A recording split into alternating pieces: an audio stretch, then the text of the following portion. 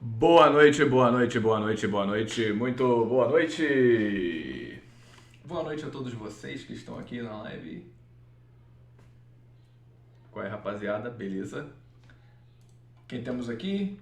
Ah, tem Commander Root, Dali Alonso, João, Leonora, Letícia, Cobos, Lucas, Luiz, Nicolas, Siki, Xingoli. Não sei quem são essas pessoas com nome esquisito, mas boa noite.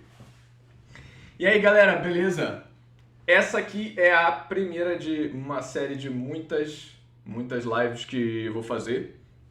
E antes de mais nada, queria trocar essa ideia com vocês sobre o que é o canal e qual é o objetivo dele no final das contas. Então, primeiro de tudo, a gente, poxa, prazer, meu nome é Rafael, sou fundador da Arbite, uma escola de código, mas acho que mais do que isso, dá um passo atrás e o Rafael como desenvolvedor, como profissional. E aí, ao longo desses últimos 3 anos aí, acho que desde que eu saí da Ambev, na verdade, eu vim programando e fazendo códigos para me ajudar a resolver problemas. E antes disso eu trabalhava na Ambev com tecnologia. Eu sou engenheiro químico, então na verdade eu nunca... Não é como se eu tivesse uma formação de ciência da computação para falar assim, não, peraí, código se faz assim, essa é a história com que a programação foi desenvolvida. Muito pelo contrário, foi o caminho totalmente inverso. Então, o principal para mim no início era, eu preciso resolver um problema, como eu uso código para fazer isso?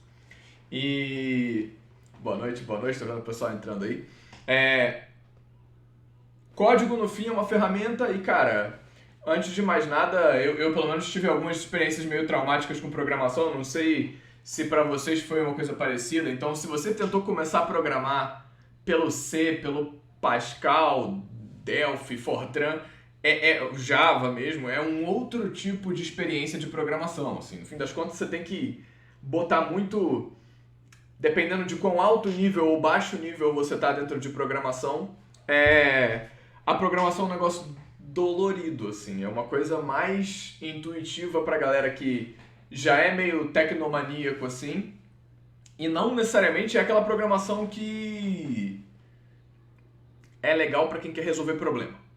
E, na verdade, quando eu programei pela primeira vez uma linha de Python, e aí tava no iniciozinho dessa coisa do pessoal falando de Python, isso era 2016, já um pouquinho tempo atrás, assim. Python já é bem mais antigo do que isso, mas no fim a popularidade do Python começou a crescer bem exponencialmente desde 2015 pra cá. Então, nessa época, quando eu comecei a explorar um pouco de Python, foi a primeira vez que programar foi gostoso. Assim, caramba, essa coisa que eu achei que ia funcionar, funcionou. Caramba, isso aqui tá pronto. Então, acho que pela natureza da linguagem, por ela ser uma linguagem mais de alto nível, e por ela ter tudo a ver com os problemas que eu estava tentando resolver, eu escolhi essa linguagem para ser o carro-chefe dessa série de lives aqui, que no fim das contas vão juntas ser um curso. Acho que muita da galera que entrou aqui, eu expliquei que não precisa ter conhecimento prévio de programação para tirar alguma coisa de aprendizado dessa aula.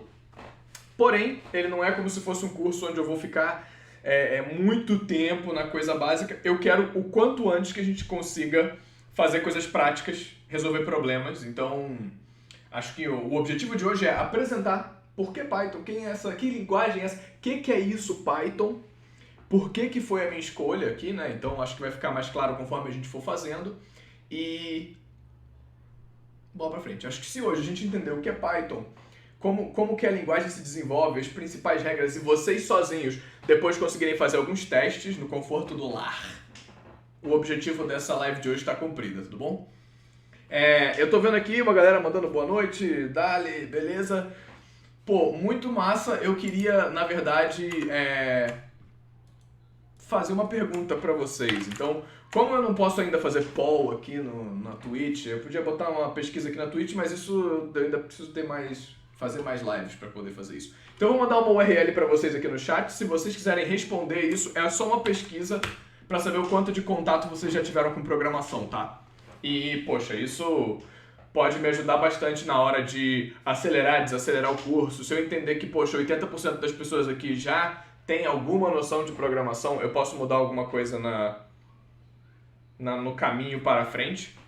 O objetivo de hoje aqui é até para quem só vai assistir essa live e não vai assistir outras para frente, que consiga, no fim das contas, levar algum aprendizado para casa, tá? Então, no final das contas, se você sair daquele dia aqui hoje falando assim, poxa, eu entendo melhor o que é Python e por que essa é uma linguagem especial e por que vale a pena usar ela como uma linguagem de programação agora no século XXI, em 2020, a gente cumpriu o nosso objetivo com essa live de hoje, beleza?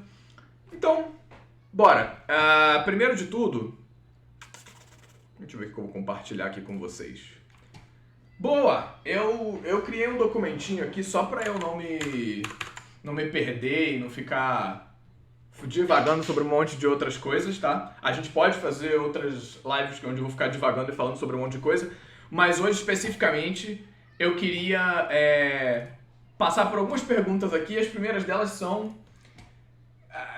por que programação? Acho que a primeira é essa. Por que programação? Por que eu, ser humano, em 2020 deveria, ou sei lá, deveria não, né? Mas por que tem alguma vantagem, no fim das contas, estudar programação? E, pra mim, essa resposta é muito pessoal, tá? Acho que cada um tem a sua razão pra estudar programação.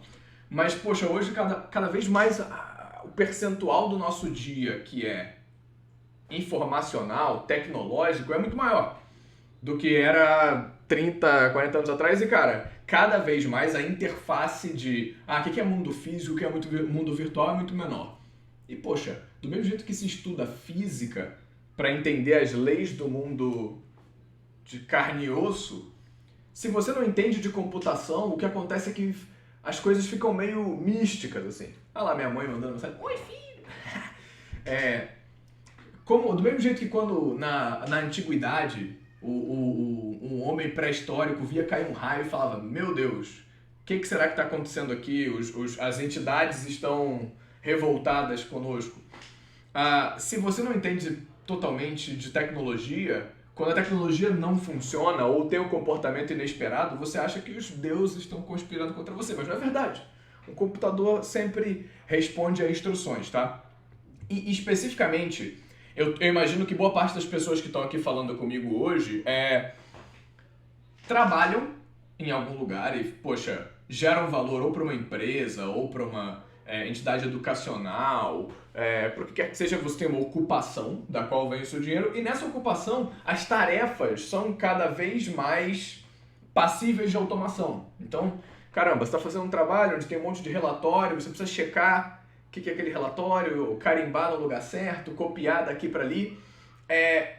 No fim das contas, essas são tarefas que a gente conseguiu através de computadores automatizadas. Então, essencialmente, se você é hoje um trabalhador, um funcionário, seja você um empreendedor, se você é sua própria empresa ou se você emprega outras pessoas, a sua capacidade de gerar resultados, de gerar mudança, ela é maior se você consegue pensar estratégias de automação. E esse vai ser essencialmente o foco de todos os falas que eu vou ter aqui. Assim, pensar programação não com um contexto muito acadêmico para a gente entender as minúcias do código. Eu vou deixar isso para quem se interessar se aprofundar, mas muito mais para como que a gente usa esse código para usar ele como uma ferramenta, tá?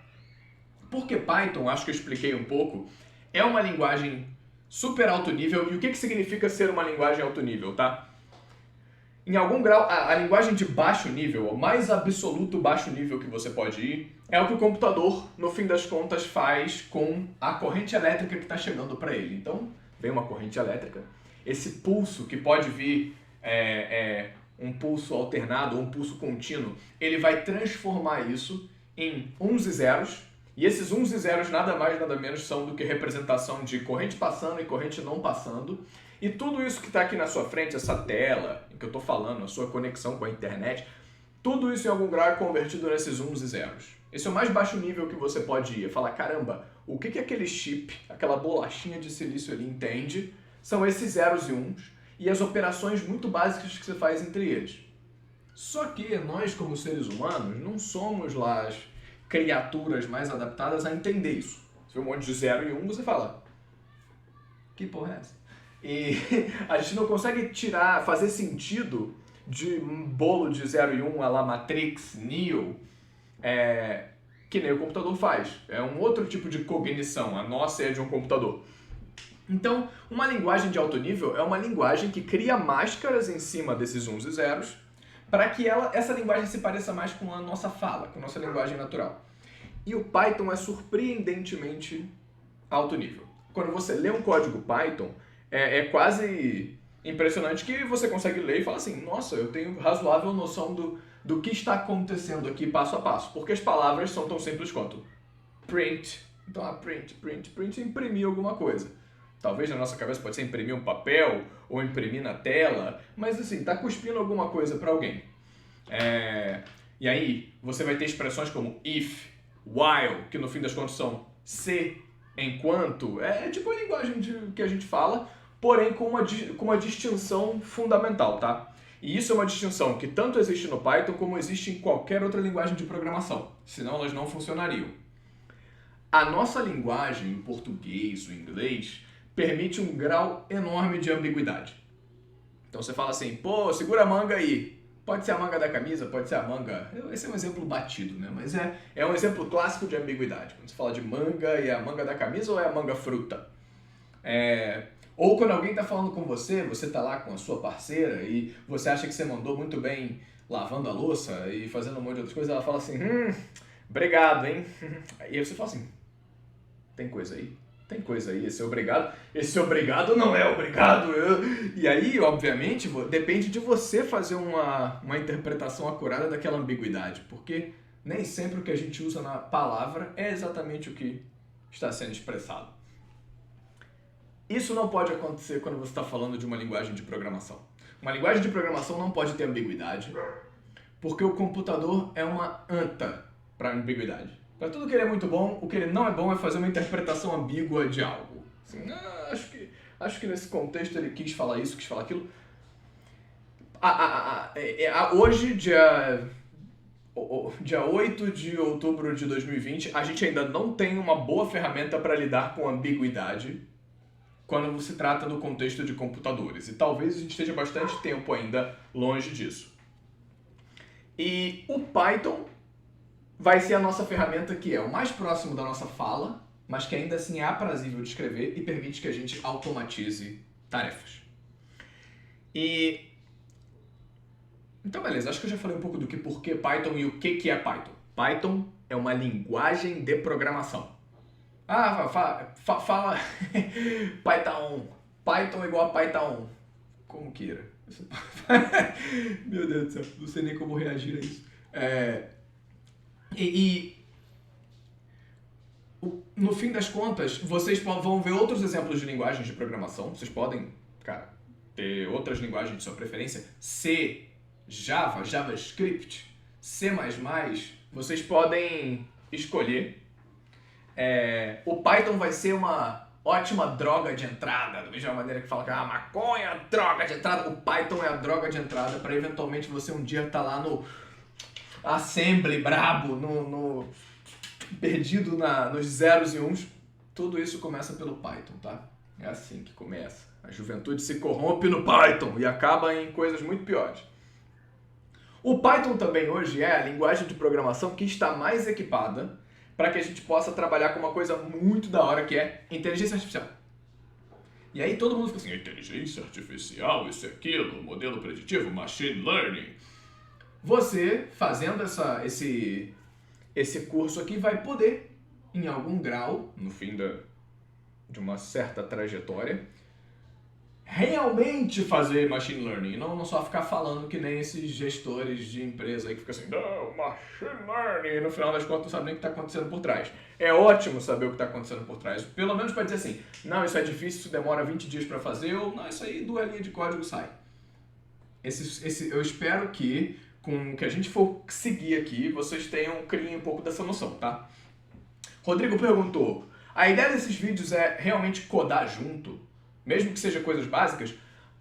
Sim, se vocês quiserem. E aí, acho que agora, a próxima parte aqui, eu vou fazer um setupzinho no computador de vocês. E eu tomei decisões do tipo, eu estou fazendo esse stream em Windows. Eu não estou fazendo ele em Linux, eu não estou fazendo ele no macOS. Letícia perguntou se os vídeos vão ficar salvos. Sim, os vídeos vão ficar salvos. Depois que acaba aí, eu subo lá, faço o recortezinho dos melhores momentos, sei lá o que eu faço. Não sei, nunca fiz isso antes, mas eu vou deixar salvo. Então, essa jornada a gente vai fazer no Windows. Por quê? Porque todo mundo usa Windows, praticamente. Então fiquem à vontade. Mas tudo que eu ensino aqui, essencialmente, funciona para o Linux, tá? E funciona se você tiver no Mac também. Com um ajuste aqui e ali. Acho que tudo no fim das contas, em compatibilidade de sistema operacional, assim, funciona com um ajuste aqui e ali.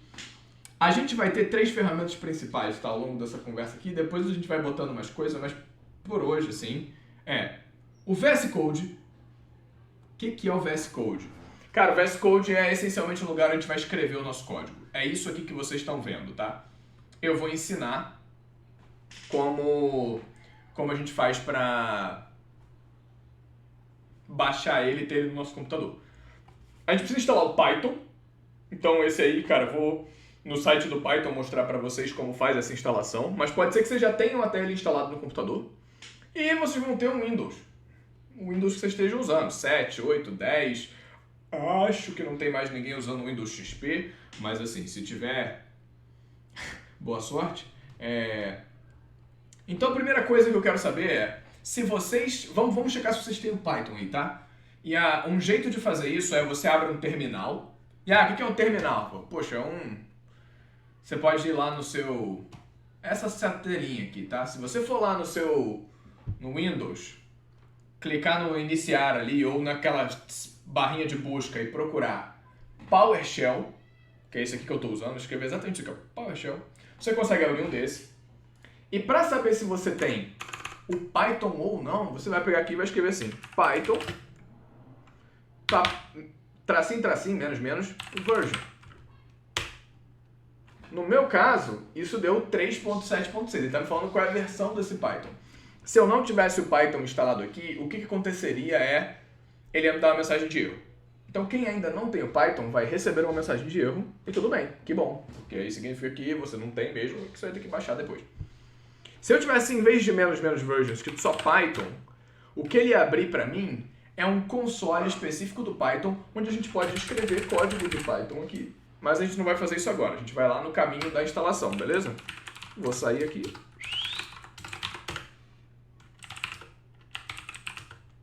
Boa. Qualquer versão que vocês quiserem usar do Python, do 3.6 assim pra cima, cara, é tudo igual. Só não usem o 2, assim, especificamente aqui, o Python 2, qualquer coisa que é 2 ponto alguma coisa, ela deixou de ser suportada no início desse ano, tá? Então, até o código que a gente vai aprender aqui tem diferenças pro código do Python 2. Então, o 2 virou 3 porque realmente teve diferenças de sintaxe. E aí você não tem compatibilidade de um código para o outro. Do 3.6 para o 7, para o 8, para o 9, as coisas são muito similares. Assim. Então, uma sintaxe que você escreveu no Python 3.6, ela funciona no 3.9 na maioria das vezes. Boa, alguém falou que tem o 2.7. Se você está com o 2.7, tenta o seguinte, escreve em vez de Python, Python, ele vai fazer isso aqui que eu fiz, né? Aí você falou, apareceu o 2.7. Faz o seguinte, escreve Python 3 e vê se rola. Se você fizer isso e aparecer uma versão do Python 3... Opa, buguei meu computador, gente, socorro. O Python 3 entalou aqui e eu não consigo parar o processo mais. Que maravilha! Vamos aí, meu filho. Testem o Python 3. Se você rodar o Python 3 menos version daquele jeito lá, você vai... Ele pode dizer se tem ou não. É porque às vezes essa palavrinha aqui, Python ou Python 3, é só uma máscara por cima que está acionando um executável do Python. Então beleza, bugou aqui, Deus me livre, não sei o que aconteceu. Sumiu a janela, vou abrir outro. Apareceu aí para vocês de novo, né? Boa. Vamos agora lá no site do Python pra gente pra gente baixar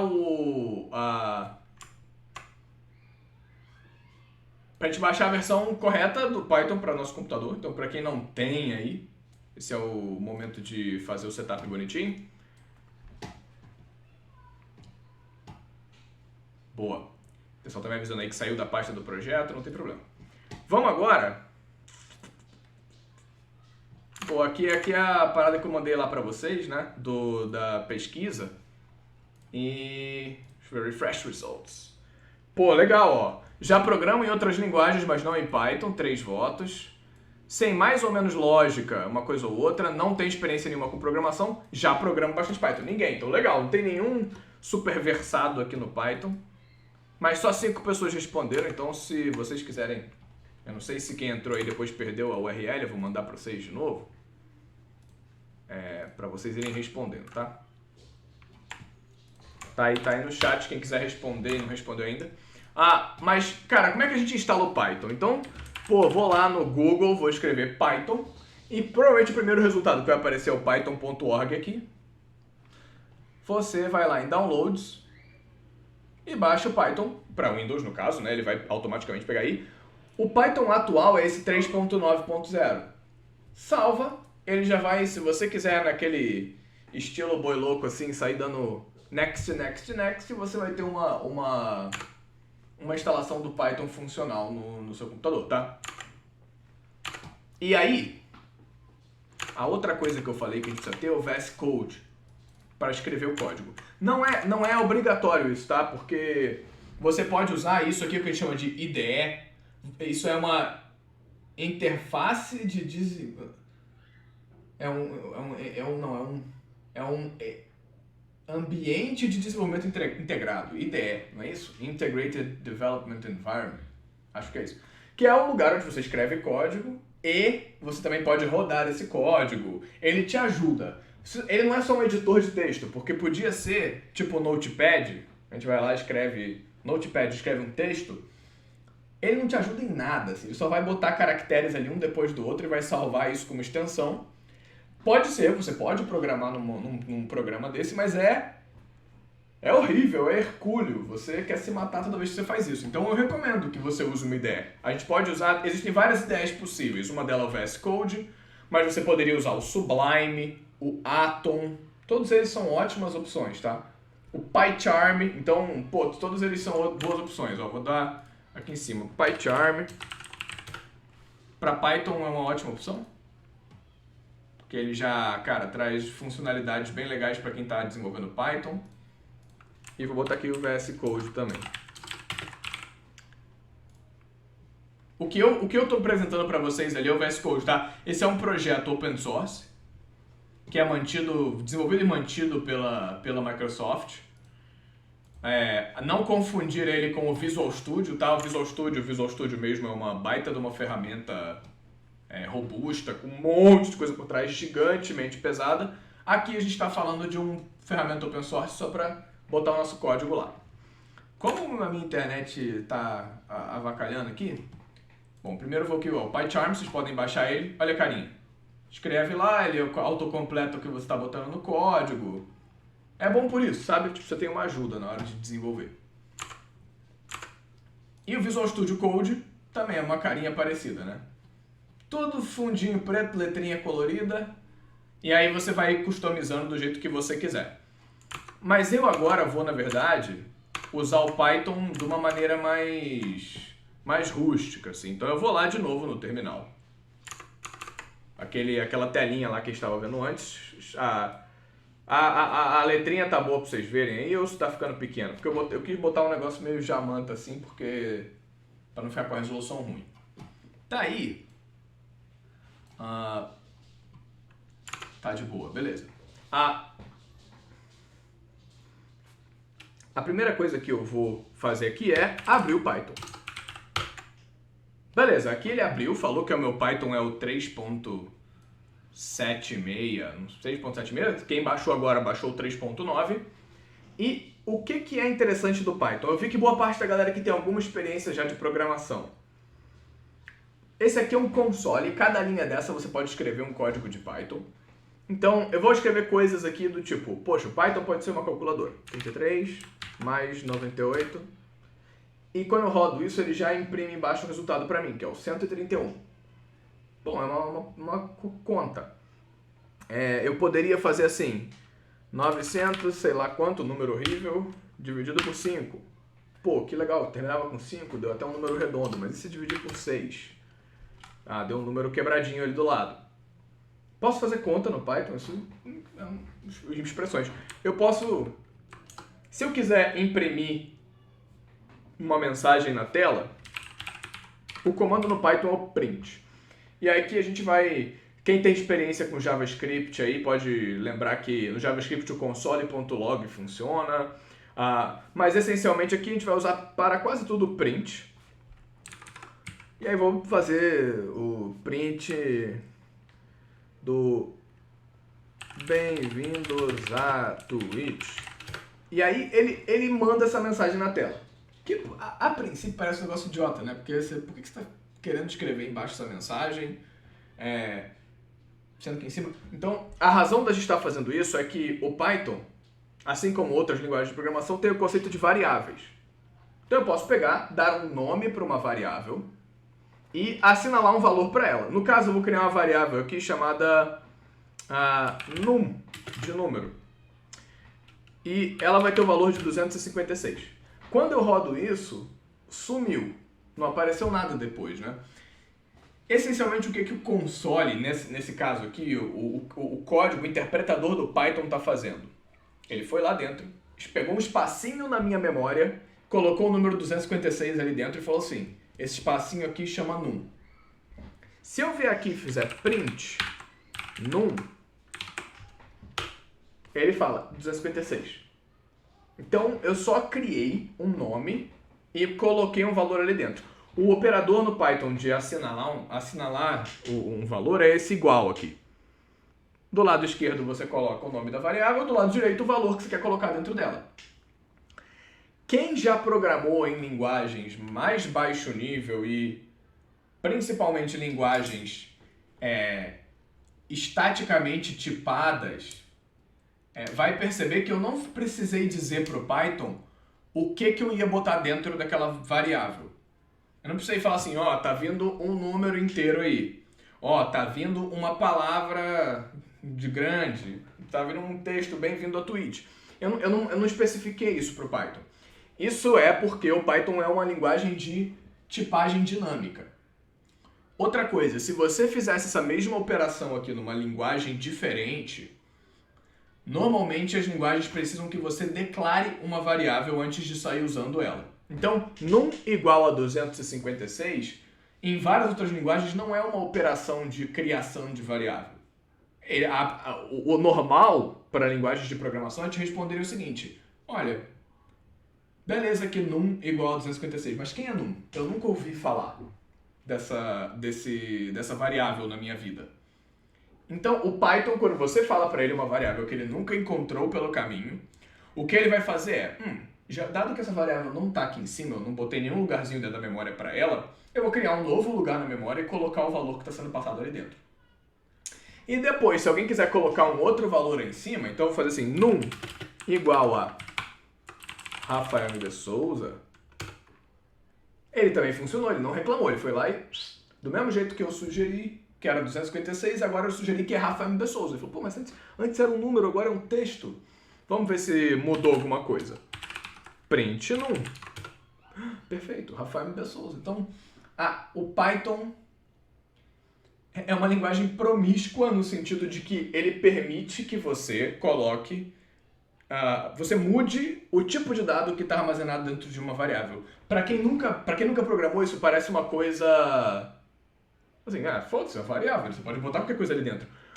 Porém, o espaço que é requerido para você armazenar um texto do tipo Rafael M. Souza é diferente, é maior do que o espaço que você é requerido para colocar um número tipo 256. Então, o Python foi lá atrás, colocou esse pedacinho na memória e depois colocou um negócio maior na memória, que é, teoricamente, para o mesmo num. Se você estivesse numa linguagem que não permite você fazer isso, você ia estar invadindo o espaço de outras coisas do seu código. Então, quando você fala que uma variável que você está criando é para um número inteiro, ele vai pegar o espaço para um número inteiro e isso é tudo que você tem. Você não pode se embestar de fazer coisa ali depois, porque, cara, você pegou aquele espaço. O Python resolve isso alocando um espaço considerável para as suas variáveis, independente do que elas sejam, ele pressupõe o pior caso, ele trata praticamente todo mundo como um objeto, que é uma estrutura de dados, e a gente vai explorar um pouco disso depois.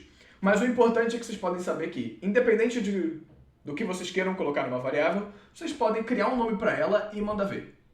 É isso. Tipo, o Python não vai ficar pedindo... Não tem var, não tem let, não tem const. Essas coisas de outras linguagens de programação, de declarar uma variável inicialmente, não, você pode mandar para cima, a variável está criada, se ela não existe, ela vai ser criada. Qual é o lado ruim disso? Você precisa ser super cuidadoso na nomenclatura das suas variáveis. Porque, por exemplo, num pode virar Rafael Bessouza do nada. E isso é... Como é que um programador que vai ler seu código depois vai saber o que está escrito ali? Tudo certo até aqui? Tem dúvida? Se vocês tiverem dúvida, fala assim, não entendi porra nenhuma.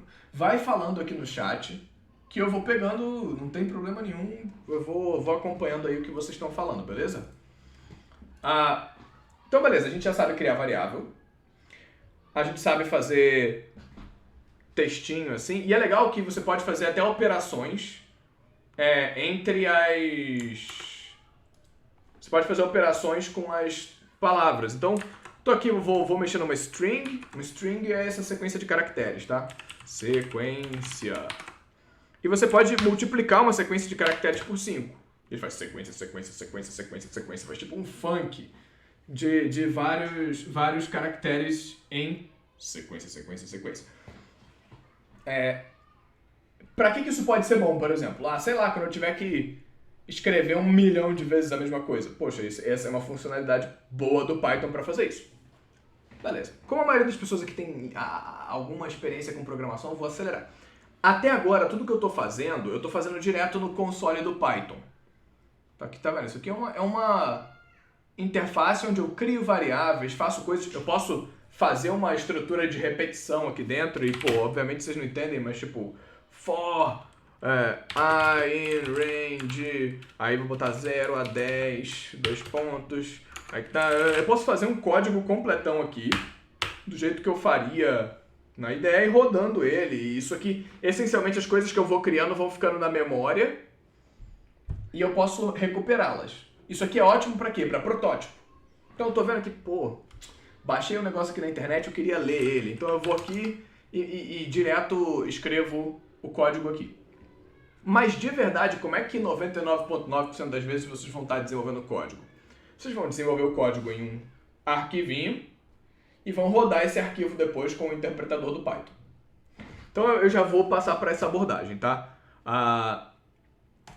Vou voltar para o meu Visual Studio Code e a extensão dos arquivos Python que a gente vai...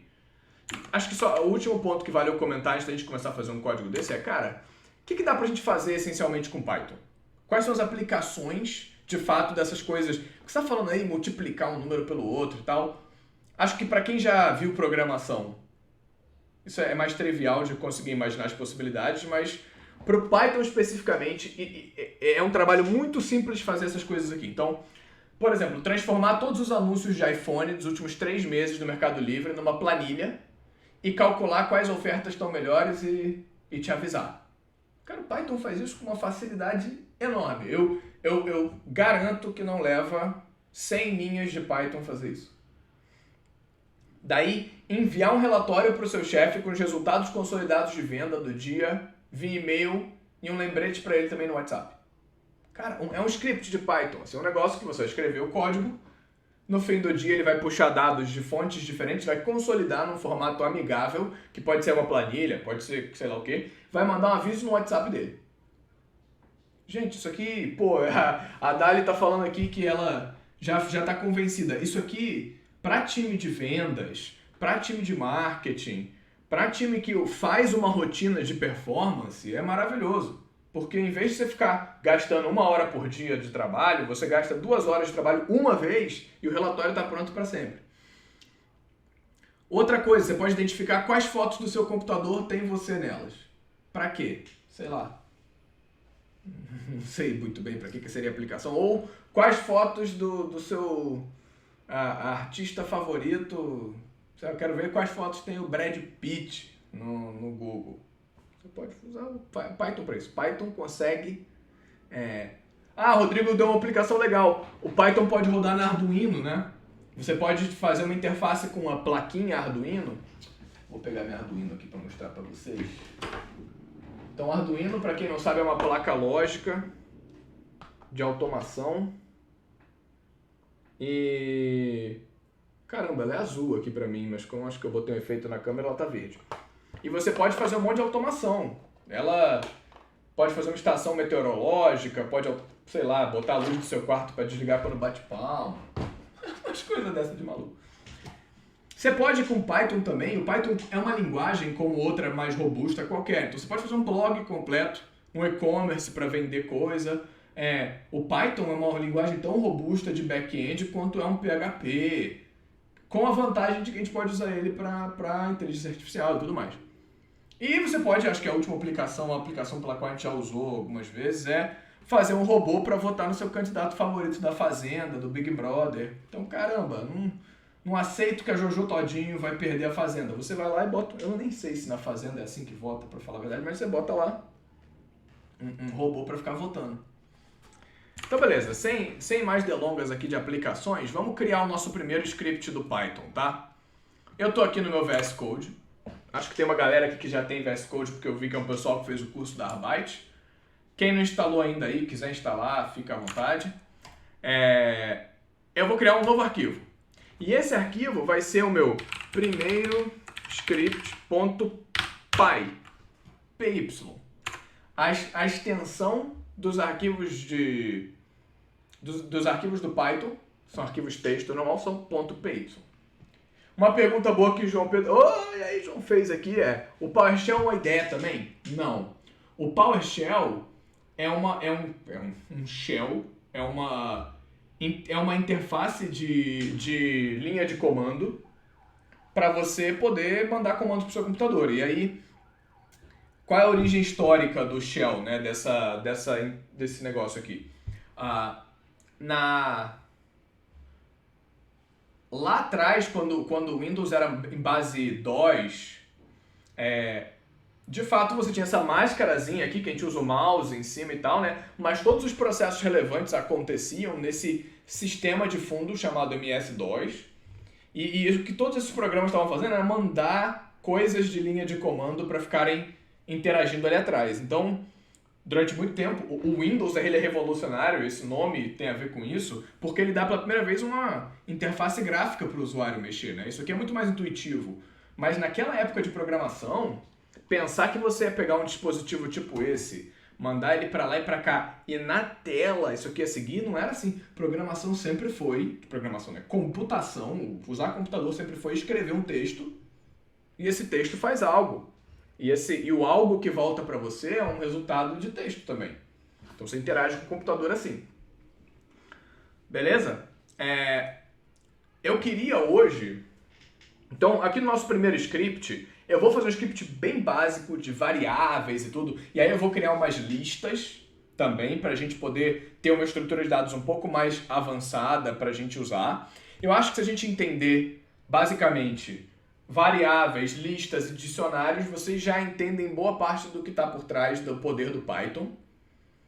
E, cara, eu acho que na última parte da nossa aula, eu quero fazer ao vivo aqui um programa para a gente mexer num arquivo Excel. Eu sei que boa parte da galera que está aqui, que não programa Python, interage com o Excel o dia inteiro. E eu quero mostrar para vocês como é que é a coisa mais fácil do mundo, vocês... abrirem um arquivo Excel pelo Python, fazerem modificações nesse arquivo Excel e salvar ele de novo. Ou a gente pode até fazer o seguinte, a gente pode pegar uma página da internet aqui e tentar organizar o dado dessa página como um Excel. Porque eu queria dar para vocês um pouco da noção da robustez do Python E eu acho que não... Hoje, muito mais do que ficar explicando teoria de, essa variável aqui, eu quero dar uma noção de aplicação para vocês, tá? Então, muito rápido, eu vou criar um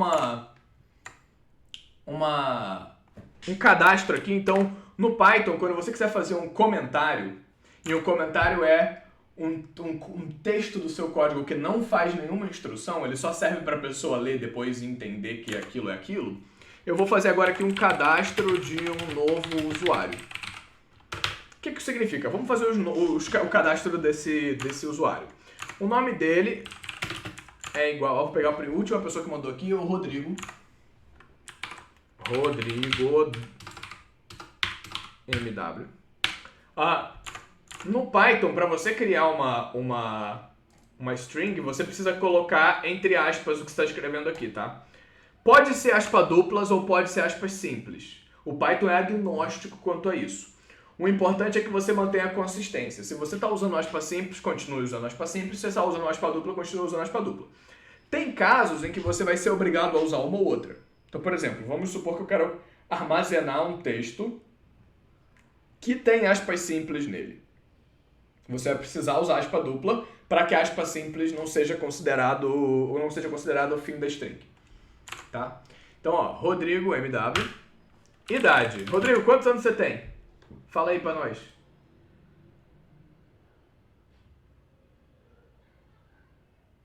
31, boa. Então aqui, 31. Cidade. Qual é a cidade que você mora? Bota aí também. Tô fazendo uma entrevista aqui com o Rodrigo. João Pessoa, boa. Então, deixa eu vir aqui. Opa, quase que ó. João Pessoa. Boa. Então aqui tem já uma parte do nosso negócio. E agora a gente vai fazer vamos imprimir na nossa tela, nosso programa vai imprimir o seguinte, assim, cadastro do cliente, ou do usuário, sei lá. Eu posso fazer várias... Isso é importante, tá? Para quem nunca programou, o seu programa vai sendo executado de cima para baixo. Então primeiro ele vai ler o nome, ele vai criar... Poxa, não existe essa variável nome. Vou criar uma variável nome e vou armazenar isso dentro dela, o Rodrigo MW.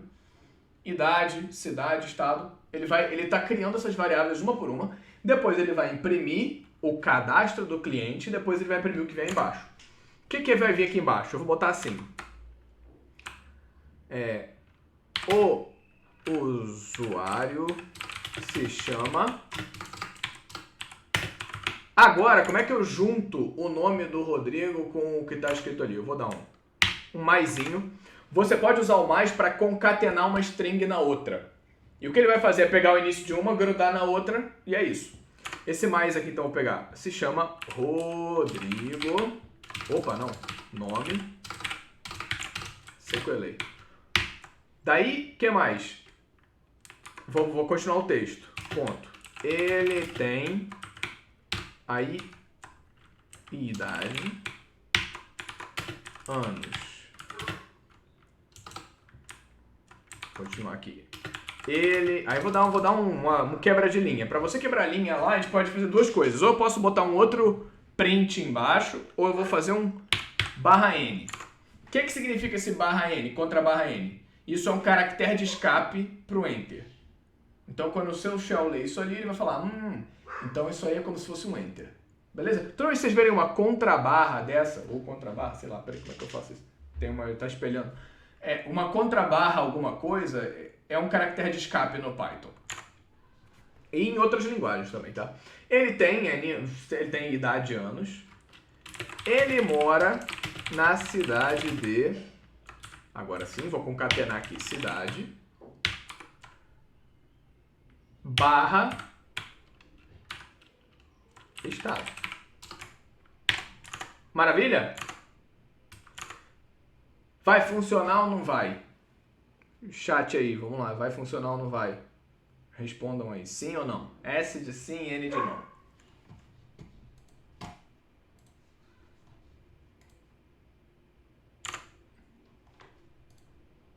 Sim. Tem um delay, eu acho, entre o que eu tô falando aqui e o que vocês falam aí. Mas beleza. Acho que a resposta é sim. Vamos testar. Como é que eu testo isso aqui embaixo? Eu vou vir pegar. Aqui eu tô numa pasta, isso é importante, tá? Eu tô numa pasta chamada Python Twitch. O editor de texto de vocês deve estar dessa maneira aqui, né? Tem um textinho aqui. Para você abrir o seu terminal, você deveria vir aqui em cima, ó. Tá vendo que vocês têm aqui um negócio terminal? Clica aqui, terminal, novo terminal. Também dá para fazer isso com Ctrl Shift, aspa simples. O meu terminal é o PowerShell, então ele abriu um PowerShell igualzinho aquele outro que eu tinha aqui. Ó, pra vocês verem. É a mesma coisa. Tem um PowerShell aqui. O VS Code já permite que você abra o PowerShell dentro dele. Isso é ótimo, facilita a nossa vida como desenvolvedor pra caramba. Então, para eu rodar esse script, ó, se eu der um ls aqui, eu consigo listar o que são os conteúdos dessa minha pasta. Então, tem uma pasta chamada Python Twitch. Eu tenho uns arquivos aqui, gitignore, umas coisas da aula. E o primeiro underline script.py. Esse é o script que eu quero rodar. Então, eu venho aqui e faço Python. Isso vai chamar o executável do Python. E eu vou passar como parâmetro primeiro script.py. Você pode apertar Tab para completar se você quiser rápido. Rodei. Plou! Deu problema. Então, não rolou. Por quê? O Python consegue concatenar. Vamos ler o erro. Toda vez que vocês tiverem um erro desse, vocês conseguem ler aqui o que deu errado. Então, type error. Can only concatenate string, not int, to string. Quando você olha ali em cima, de fato, a variável idade, ela é um inteiro. E essa expressão de concatenar, né, o mais, funciona diferente de inteiros, entre inteiros e strings, concorda? Com a string, o que ele está fazendo é colar uma na outra. Com o inteiro, ele realmente está fazendo uma operação de adição matemática. Então, você não pode deixar essa ambiguidade. Se você quiser concatenar da maneira que a gente está fazendo aqui, você precisa envolver essa variável com uma função chamada str, string, assim. Ou então, uma outra coisa que a gente poderia ter feito é, em vez de colocar 31 como um número aqui, colocado aspas em torno dele. Aí ele seria tratado como uma string. Então, duas maneiras de tratar esse problema. Ou na fonte, né? Tipo, esse 31 deixa de ser um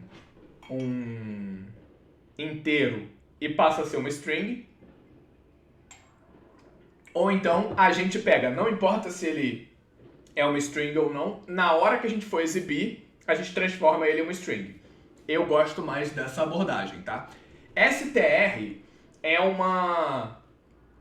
uma função nativa do Python, você pode chamar ela. Do mesmo jeito que print é uma função nativa, str também, porque essencialmente esse é o construtor da string. Você consegue usar ele como uma função para forçar uma variável a ser representada como uma string. Então eu vou salvar. Sempre lembrem disso, tá? De salvar o código que vocês estão fazendo. Vou rodar de novo. E cara, rodou. Cadastro do cliente. O usuário se chama Rodrigo MW, ele tem 31 anos. Ele mora na cidade de João Pessoa, na Paraíba. Se eu quisesse depois mudar e botasse aqui... Deixa eu ver quem mais está aqui no chat.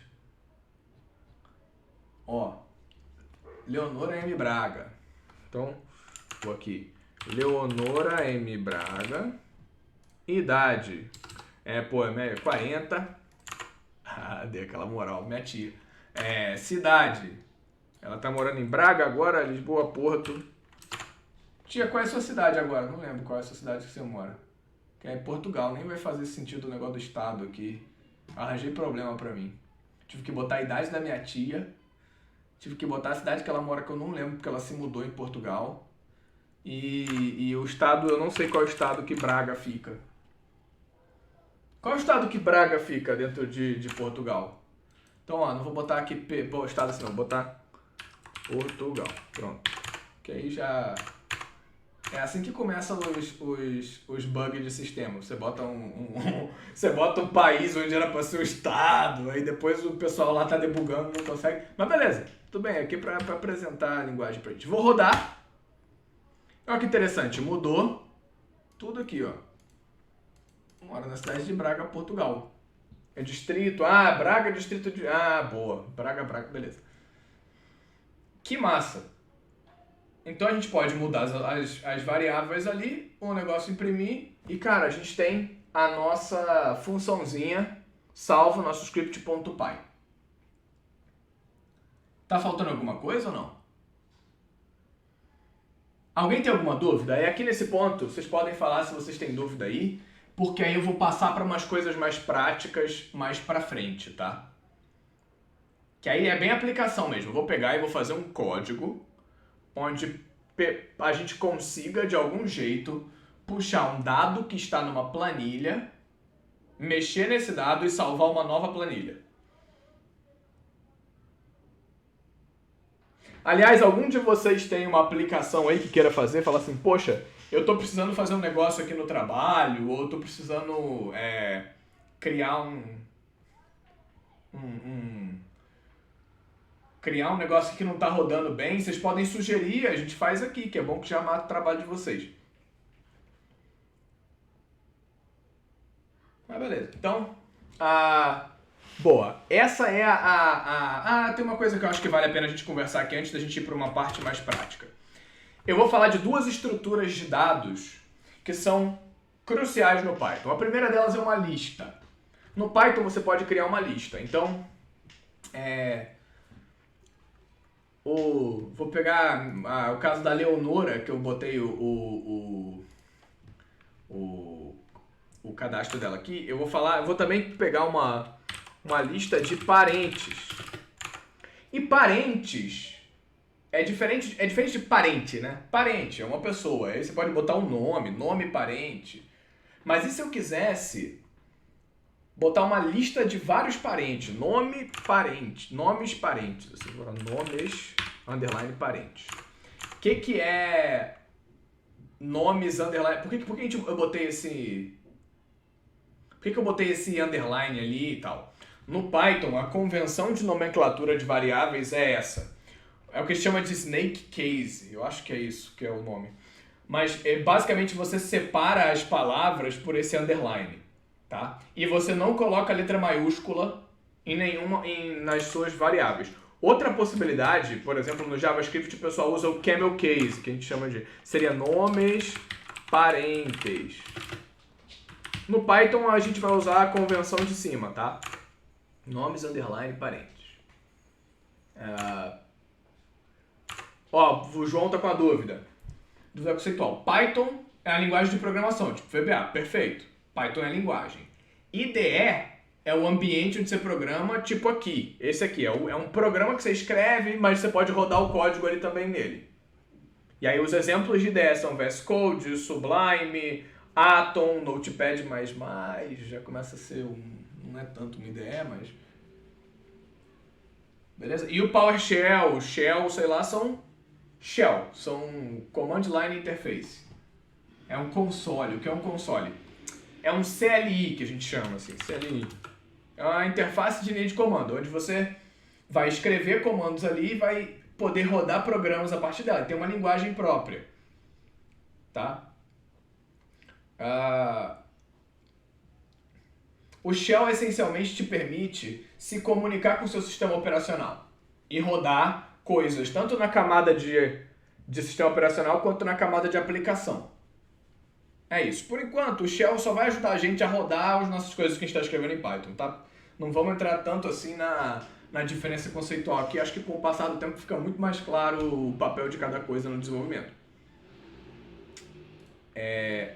Então vamos fazer uma lista dos parentes da Leonora. Para você fazer uma lista, no Python você abre 2 colchetes.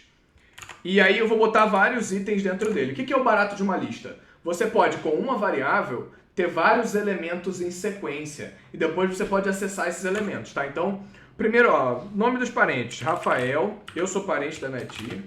Minha mãe que está aqui também, Carla, também é parente. Bernardo, que é o meu irmão. Carlos, que é o meu tio também. Então, beleza, tem uma lista dos parentes da Leonora que está aqui. E eu posso fazer assim, né? Print os parentes da Leonora são.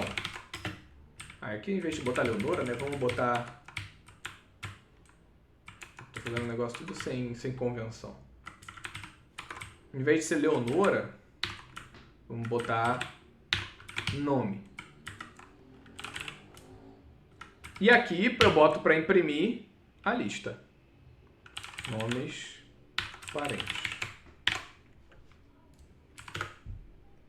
Tá, mesma coisa. Porque nomes parentes é uma lista e não uma string. Então eu vou forçar ele a ser uma string. E vamos ver se isso vai funcionar. Funcionou. Ele imprimiu, mas imprimiu de um jeito bem feio, né? Aquela lista, colchete e tal. Tem um jeito mais elegante de fazer isso. Um jeito legal que eu gosto de fazer no Python é só botar um... O Python tem uma função chamada join, que você pode passar uma string. Então aqui, ó, passar uma string. Que string é essa? Eu vou botar um espaço. E aí depois ele vai juntar, eu vou dar um vírgula espaço. Depois ele vai juntar todos os elementos dessa lista aqui com esse vírgula espaço entre eles. Então, vamos rodar isso aqui. Bah, pronto. Ele imprimiu mais bonitinho do que era aqui em cima, né? Ele tirou os colchetes, tirou aquelas aspas. Sério, agora eu não sei se vocês têm dimensão disso com comparação a outras linguagens, mas esse é o tipo de coisa que, por trás, ele está fazendo um monte de coisa. Ele está fazendo um loop entre todos os itens dessa lista, tipo, do primeiro até o último, e aplicando uma regra para juntar todos eles. Ele essencialmente fez um negócio que a gente chama de map, e retornou o resultado com muito pouco código. Então, cara, o Python é especial por causa disso.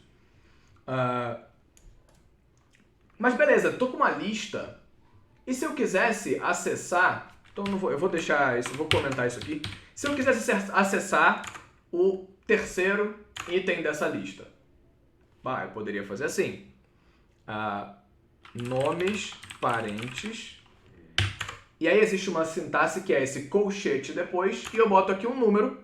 Então, terceiro item da lista, 3. Rodo.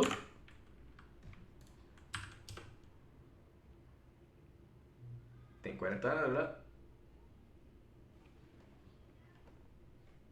eu não botei print aqui, não estava acontecendo nada porque faltou print. Então beleza, vou de novo. Imprimiu Carlos. Carlos é o quarto elemento da lista. 1, 2, 3, 4. Python é uma linguagem que começa contando do zero.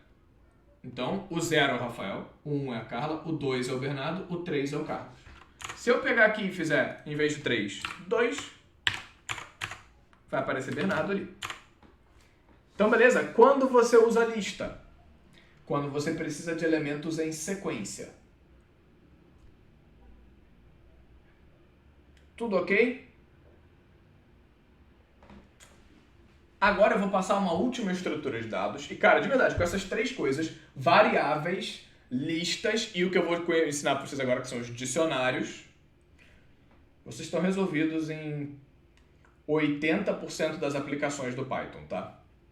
Pro dia a dia, pro problema do dia a dia que não é desenvolver software profissionalmente, sei lá. É profissionalmente, mas é profissionalmente para dar bug. É de profissionalmente para, tipo, resolver problema. Sempre tem que passar o Python, primeiro script, ou tem como compilar mais rápido? Tem um comando, tem um Ctrl Enter, eu acho, deixa eu ver. Você pode dar um playzinho aqui em cima, tá vendo? Eu dei um playzinho nesse negócio aqui, o que ele fez essencialmente foi rodar meu código. Mas olha o que ele está fazendo aqui, né? Quando eu clico naquele play, o que ele está fazendo é chamando o executável cuser python.exe, que é isso que eu já estou rodando mesmo, e depois foi C projetos python script.py. Então ele está fazendo a mesma coisa. O playzinho aqui em cima faz a mesma coisa, tá bom?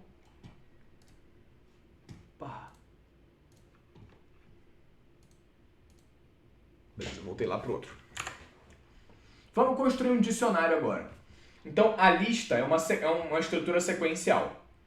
Qual que é o problema de uma estrutura sequencial? Se você precisa varrer, assim, eu quero ler o elemento de número 8.950. Seu código essencialmente tem que ficar rodando vários elementos até chegar no final. Muito mais interessante seria se a gente pudesse acessar os elementos por uma chave.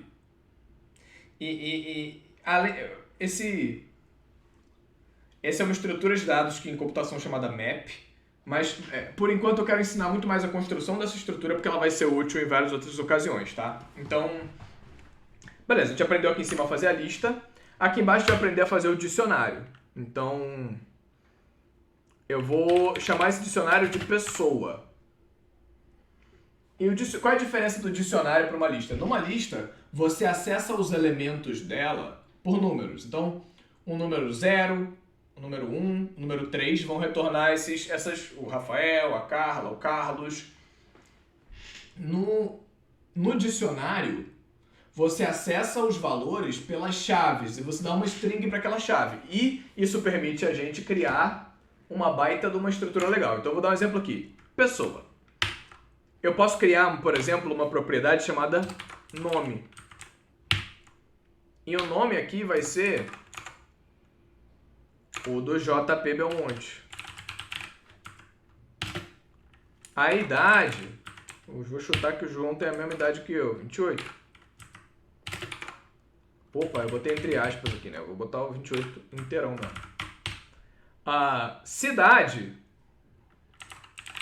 vai ser Rio de Janeiro. E o estado vai ser RJ. O que eu fiz aqui? Eu essencialmente criei a mesma coisa que eu tinha feito lá em cima, que antes estava distribuído em 4 variáveis diferentes.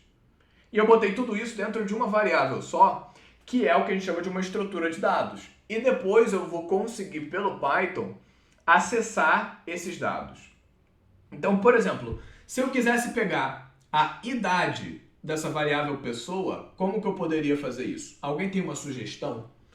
Alguém aí do chat que manja de JavaScript ou caramba, tem uma sugestão?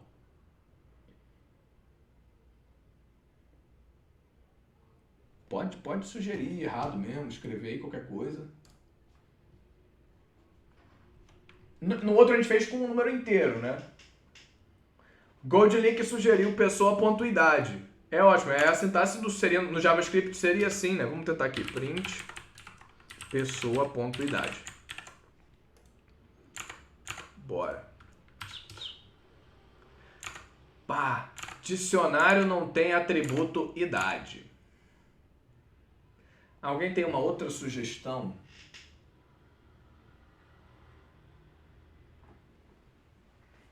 Mas foi boa essa sugestão aí do ponto. Mas não funcionou.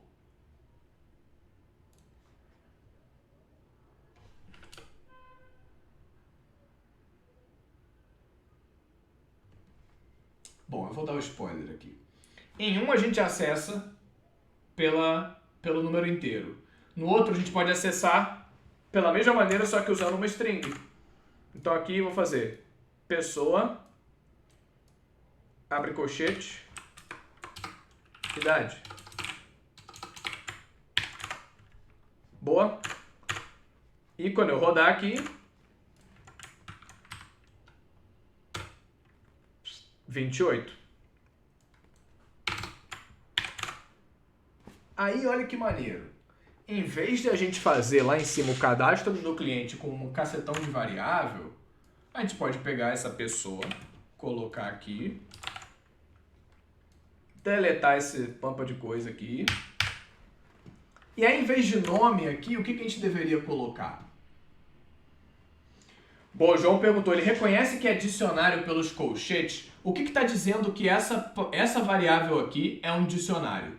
Quando você criou ele com as chaves, esse curly braces aqui que a gente chama, essas chaves indicam que isso é uma estrutura de dados chamada dicionário. Uma estrutura de dados que eu consigo acessar o conteúdo das propriedades dele através de uma string. Também, se quiserem saber mais, procura na internet por uma utilidade chamada map. É a mesma coisa. Já a lista, eu não consigo falar assim, me encontra o elemento idade da lista. Isso não existe. A lista só tem índices e esses índices te relacionam com um número. E aí você pode iterar entre esses índices. Ao passo de que dentro do dicionário, você não consegue ficar iterando entre os itens do dicionário. Consegue, mas tem que fazer uma macumba aí.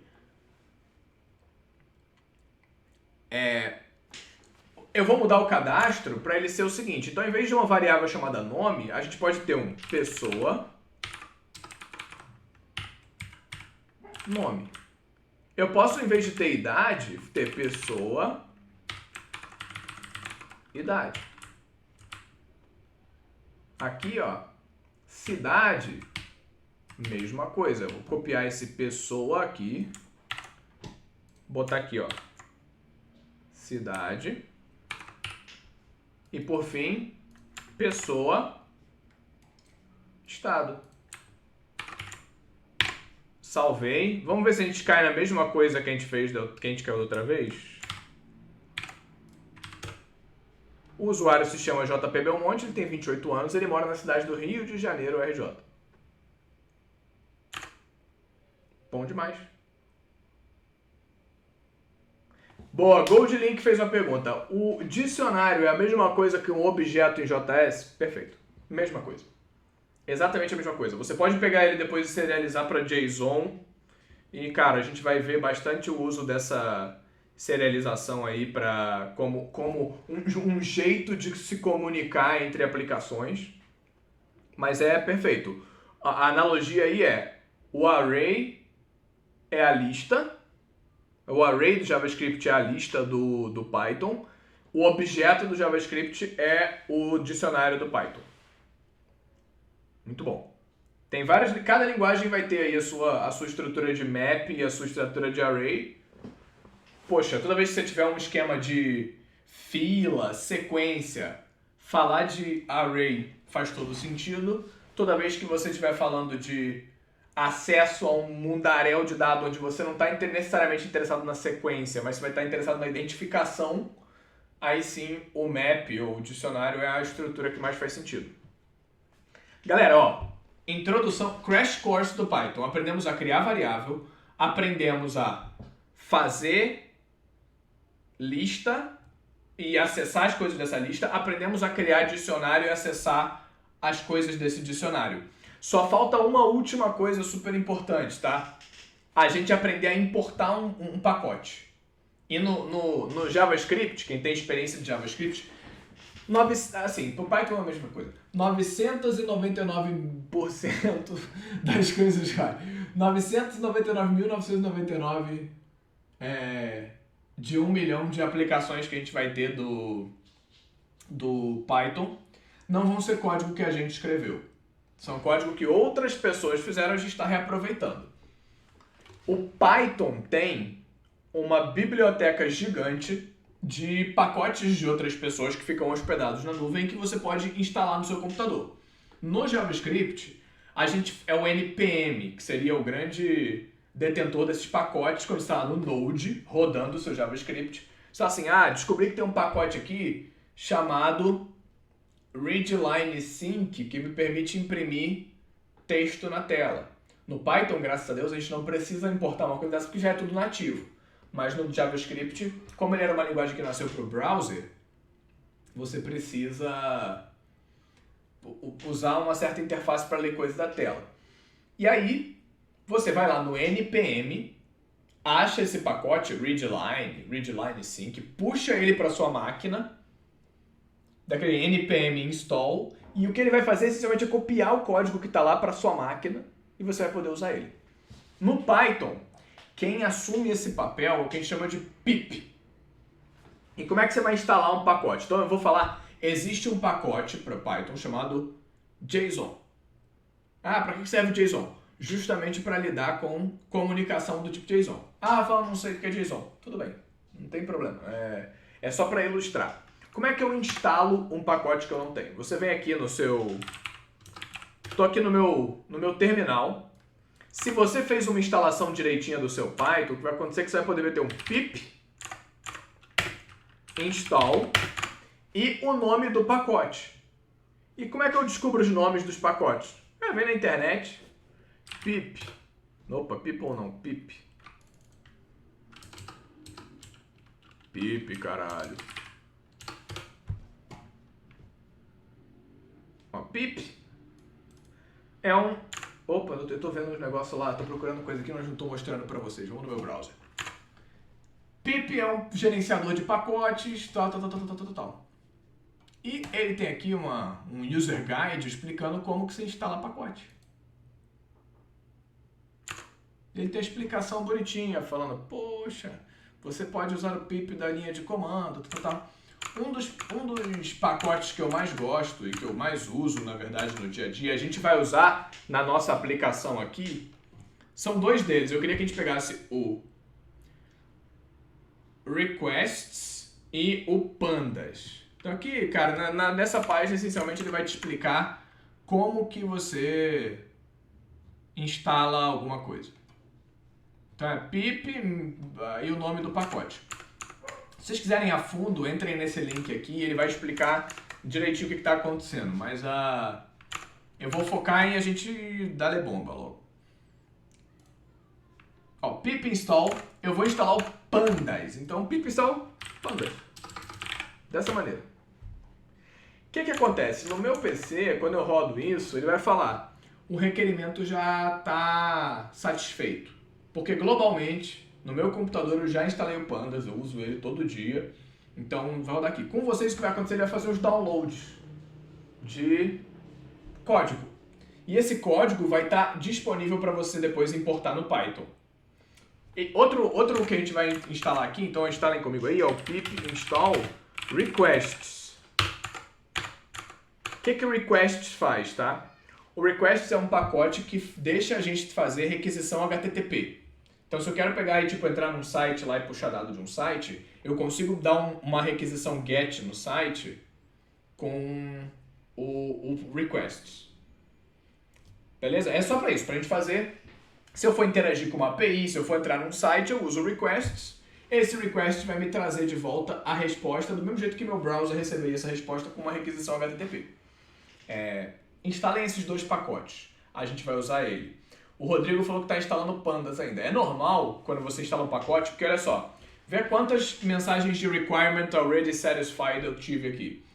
Um pacote tem os pacotes que são suas dependências. Então quando você instala um pacote, ele também traz as dependências dele. No caso do pandas é o NumPy, é o day2till, que faz tratamento de data e hora, o pits, que também faz isso, tratamento de data e hora, eu acho, o six e tudo mais. Então o que ele fez, para ver se foi instalado de boa, um jeito de você saber quais são todos os pacotes que estão instalados no seu computador é meter um pip freeze. Ele vai fazer uma lista de tudo que está instalado. No meu computador é uma lista escabrosa, porque eu tenho bastante coisa instalada. Mas para você descobrir, você vem aqui e vê se no pandas, então ó, pandas, ele vai falar qual é a versão do pandas que está instalado aí, tá? Pip freeze. Assim, pip freeze. A lista de vocês deve ser bem mais modesta se vocês não ficam fazendo um monte de coisa no Python. Show de bola. Vamos agora fazer a nossa aplicação. Já instalamos. Faltou agora como é que eu trago esse código para cá, né? Então, para você importar o seu código, você vem aqui e faz assim, ó. Import. E aí ele vai te dar opções aqui. Então, no meu caso, eu vou fazer pandas. Pronto. Importei pandas. Você viu que ele tinha uma sugestão para mim de importar pandas SPD. Por enquanto eu vou fazer assim, só pandas. E eu também vou importar import requests. Tá, importei esses dois arquivos para cá. Por enquanto eu não sei o que eles fazem, nem vocês. Caramba, como é que isso funciona? Como é que eu descubro o que um pacote faz? Para a grande vantagem do Python, os pacotes são gigantemente bem documentados, tá? Então a gente vai aqui na internet e vai escrever isso, request, vou compartilhar minha tela de browser para vocês. Request Python docs. Requests Python Docs. Aí ele aqui, ó, Requests. Então no site Read the Docs, ele tem lá a documentação do Requests. HTTP for Humans. Eu acho muito boa essa... É porque comunicação HTTP é um negócio super complicado. O Requests faz esse trabalho ser super fluido. Então, o que ele está me explicando? Ó, como é que você faz um request? Você cria uma variável aqui, roda requests.get. Que é requests? De onde está vindo essa variável requests? Quando você lá em cima dá um import requests, o que o Python vai fazer é importar um objeto chamado requests, uma classe que tem certos métodos e tudo mais, e aí você vai poder usar ela depois. Então, essencialmente, ele vai fazer essa função aqui, get, e pipipipopopó, acabou. Eu vou dar um request aqui, então requests.get. Acho legal eu apagar, né? Isso aqui eu vou... Por enquanto eu vou comentar esse código aqui. E vou dar o meu request. Olha, eu importei as duas coisas aqui em cima, tá? Agora eu vou lançar aqui embaixo a braba. R igual a requests.get e eu vou botar no Google. https google.com.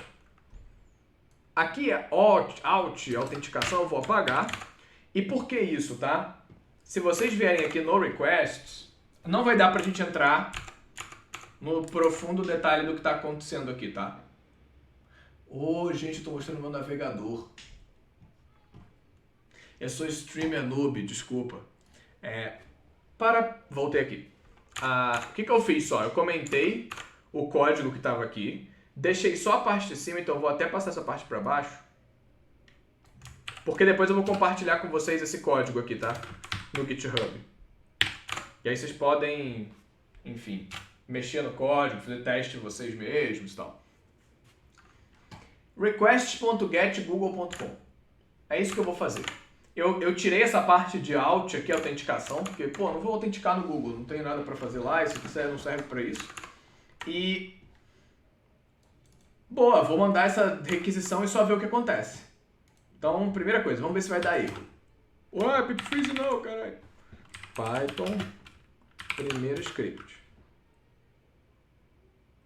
Tá rodando. Request.get.google.com. Ele demora, eu vou falar por que ele demora, tá, gente? Eu tô fazendo streaming. E aí, cara, a nossa banda ali tá meio ferrada. O que ele reclamou? Remote disconnected. Closed without response. Não, vou mudar o site aqui então. www.arbite.com.br. Site da minha escola. Então, vou rodar, fazer uma requisição lá em Arbite.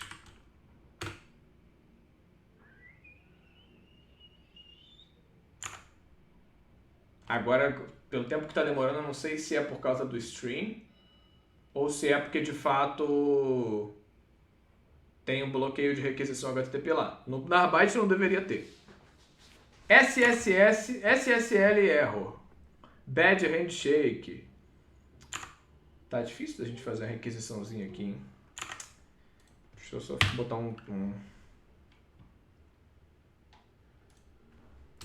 Verify equals false. Porque eu tô fazendo uma macumba aqui pro negócio funcionar, tá, gente? Essa demora que tá acontecendo para vir até a mensagem de erro é porque a minha conexão tá bem ferrada. Então, o meu upload tá muito sendo requisitado aí pela stream. Que demora, vai logo, anda logo.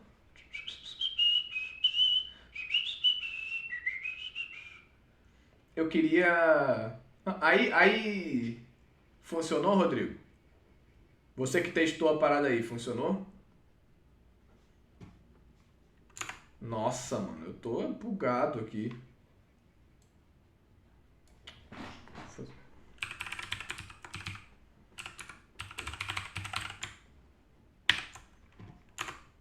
Vou no site do G1, então, pegar as fake news lá. Gente, pelo amor de Deus. Vou fazer a mesma coisa. Vou tirar o verify igual a false aqui de novo. Vou fazer uma requisição HTTP no G1. Rodou, sem dar erro. Mas a gente não viu o que era. Então, primeira coisa, eu vou imprimir. E aí, o que é esse R que volta aqui, né? A gente consegue ver, ó, que no exemplo dele aqui, ele consegue me resolver o status code. O status code é o código HTTP dessa requisição. Se deu tudo certo com ela, vai ser 200. Se ela não encontrou, vai ser o 404. Se vocês quiserem aprender mais sobre códigos HTTP, vocês vão aí, a gente faz outro dia só conversando sobre isso. Mas você pode descobrir qual é o encoding, quais são os cabeçalhos. Essencialmente, a gente está mais interessado nesse ponto text aqui. Então, eu vou fazer um print r.text. O que será que tem lá nesse G1? Porra! Socorro! Pelo amor de Deus! O que tá acontecendo?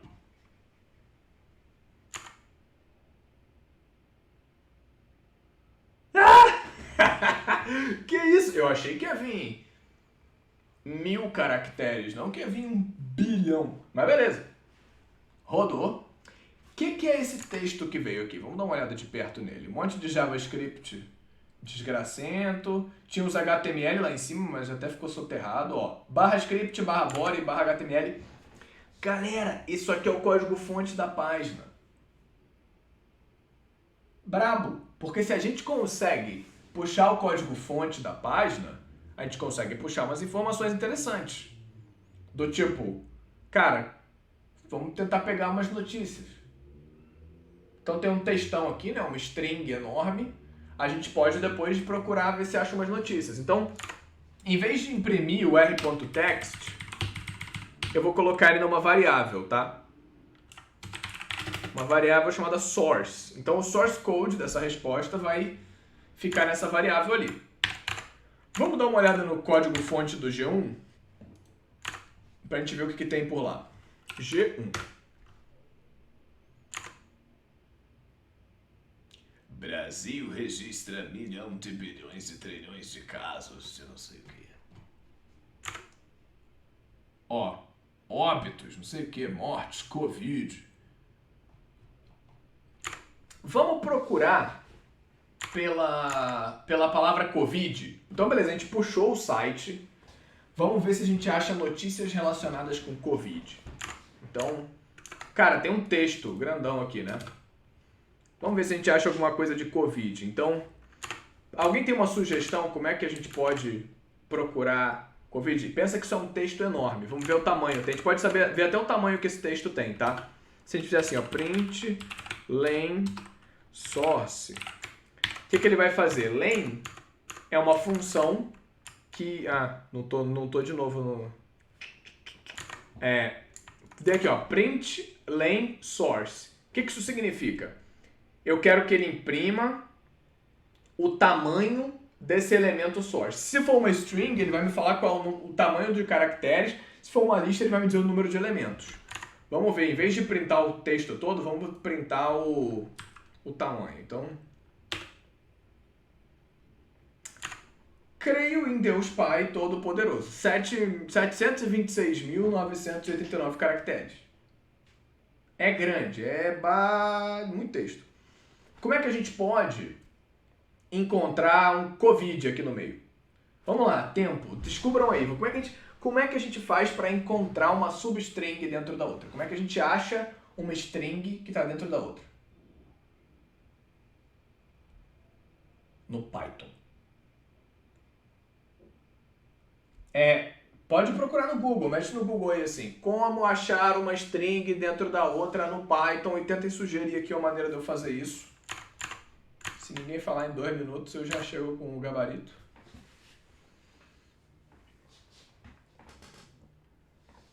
Eu gosto quando vocês interagem comigo, quando vocês dão sugestão das coisas, de como é que eu faço, quando vocês reclamam que eu não troquei a tela. Às vezes eu nem troco a tela de propósito, só pra vocês interagirem comigo, falar, pô, que legal, que eu tava querendo ver o G1 e ele tá mexendo no código. E o contrário também, eu queria ver o código e ele tá mexendo no G1.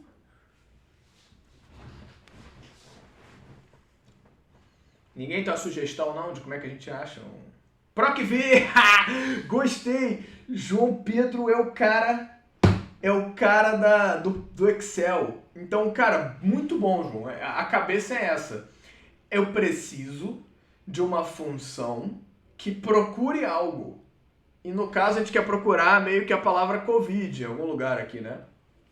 Rodrigo, eu perguntei como que a gente acha o termo Covid dentro dessa bagunça que a gente tem aqui. Que é essa... Então, galera, toda vez que vocês não souberem algo no Python, a metodologia é exatamente essa aqui. Vocês vão ver aqui no Google.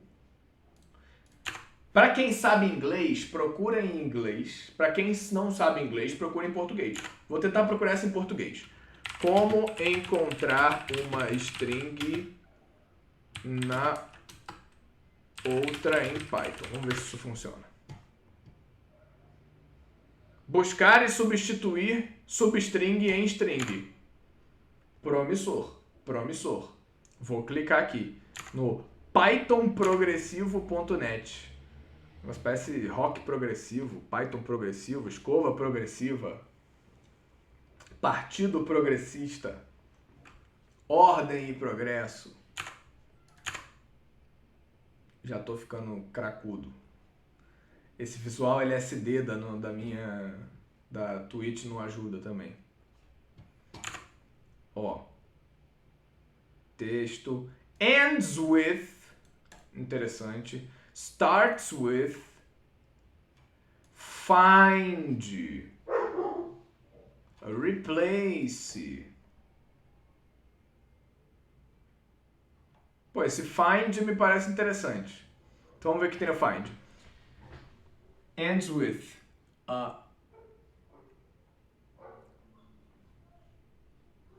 Vamos lá, vamos tentar usar esse find aqui. Code de novo. Então vou pegar esse meu source que eu tenho aqui, botar um ponto find. Ó, ele me deu um find all ali, ó. Find all. Será que isso... Não, find. É assim mesmo? Ponto find? Texto.find. Vamos procurar aqui então Covid. Covid.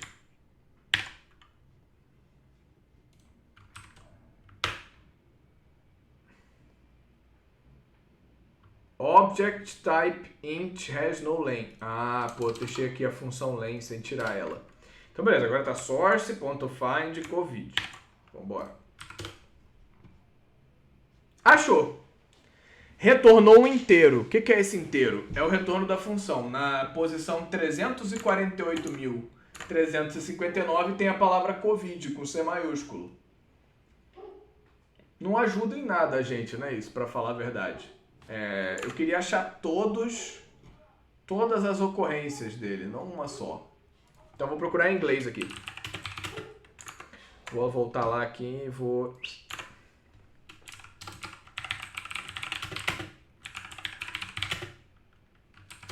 Ó, procurei o seguinte texto. Find all occurrences of substring in string Python. E aí, obviamente, no Stack Overflow tem a resposta, porque o Stack Overflow é um site brabo, um site bonito, garoto. Ó. Ele está falando aqui que não existe uma maneira simples, built-in, de fazer isso. Você pode usar expressões regulares. E, cara, regex, que alguma galera aí deve conhecer regex. Caramba, tem um monte de função aqui. A resposta é, com o que a gente já aprendeu de Python, não é simples. A gente vai ter que fazer um loop do início até o final. Eu prefiro não ir nesse caminho, eu prefiro importar um outro pacote que deixa a gente fazer isso aqui, tá? Primeira coisa que eu vou fazer, vamos procurar... quando é uma notícia assim, vamos inspecionar o código-fonte dessa notícia. Então, vamos lá, vamos supor que vamos criar uma missão para nossa aqui. A gente vai querer baixar o conteúdo de todas as notícias que a gente encontrar aqui dentro. Então, tô aqui, isso aqui é uma notícia, né? Isso aqui é uma notícia. Cada quadradinho desse é uma notícia. Vamos inspecionar esse código. Como é que eu faço inspeção do código? Eu estou no Firefox. Se eu apertar Ctrl Shift I, ele me dá aqui o inspetor. Para vocês é a mesma coisa, pode apertar F12 também, eu acho que tudo funciona. E aí, clicando nessa setinha aqui, que também está disponível no Chrome ou no Firefox, se eu vou pegar esse card todo aqui e selecionar ele, ó. Vamos ler esse código HTML. É uma div e a classe dela é feed post body. Então, em algum lugar dentro daquela minha string grandona lá, tem esse feed post body. E, cara, eu queria, na verdade, era poder achar várias vezes essa string e recuperar ela, esse código HTML de algum jeito. Existe um pacote no Python chamado Beautiful Soup, que vai permitir a gente pegar um código HTML todo cagadão e transformar ele em elementos legíveis pra gente aqui, tá? Mas eu acho que eu não vou abordar esse assunto hoje. Eu ensinei a parte importante pra vocês, então vamos recapitular até aqui o que a gente fez. Vou voltar aqui no código.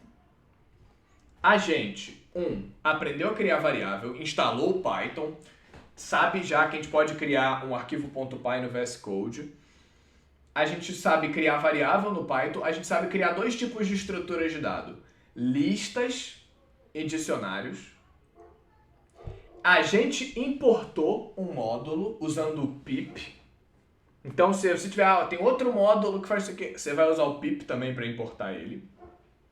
E a gente usou requests, que é um módulo de fazer requisição HTTP, para puxar o conteúdo de uma página. Então a gente puxou o conteúdo da página do G1, porém, ainda assim são 726 mil caracteres que no momento não ajudam muito a gente. Então, cara, eu acho que esse objetivo para essa primeira parte da aula é suficiente para mim. Lembrem disso, a gente aprendeu a criar essas estruturas de dados, as variáveis, e a gente aprendeu a puxar um conteúdo HTML. Porque hoje não vou entrar na ciranda de vocês de o que a gente faz com esse código. A gente aprendeu a puxar. Na próxima aula eu aprendo ensino a gente a tratar isso, tá? E aí ensino também a gente a fazer loop. Acho que vai ser muito mais tranquilo a gente começar a próxima aula falando sobre loop e aí sim trazendo os elementos do Beautiful Soup para a gente trabalhar. O segundo ponto que eu queria trabalhar com vocês é o pandas, que a gente não usou. Pergunta relevante, alguém falou, tá marcado toda semana essas aulas? Impreterivelmente segunda e quinta. Então vou responder por partes. Goldlink me perguntou, tá marcado toda semana, segunda e quinta, de 8 às 10, sem falta. Se tiver com um quórum legal, e tô vendo aqui que agora tem o quê? As 10 pessoas online, não sei quantas pessoas estão online,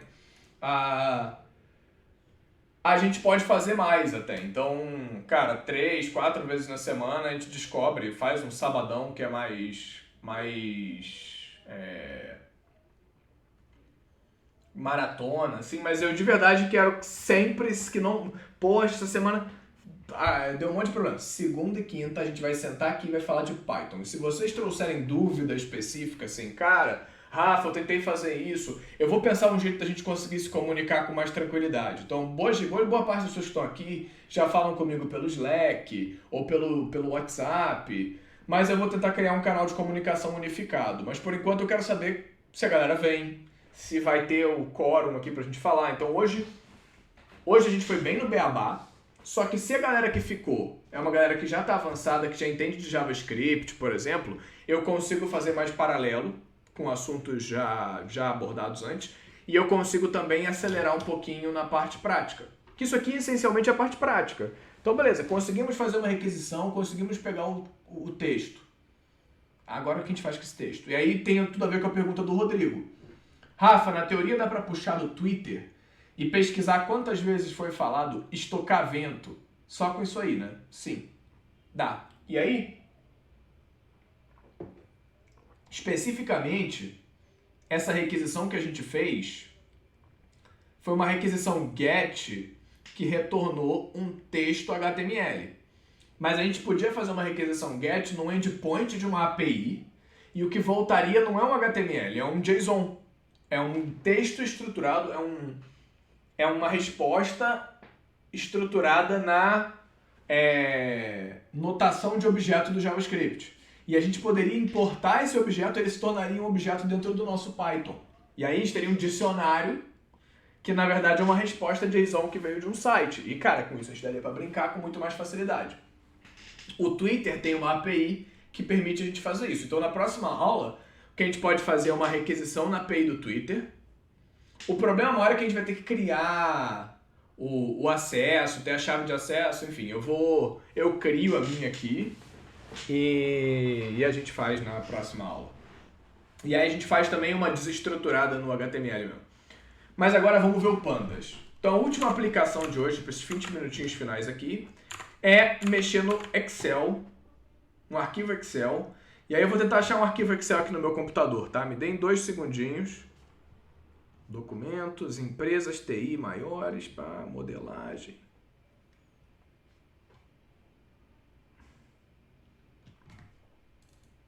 Um segundo, galera, que eu estou encontrando aqui.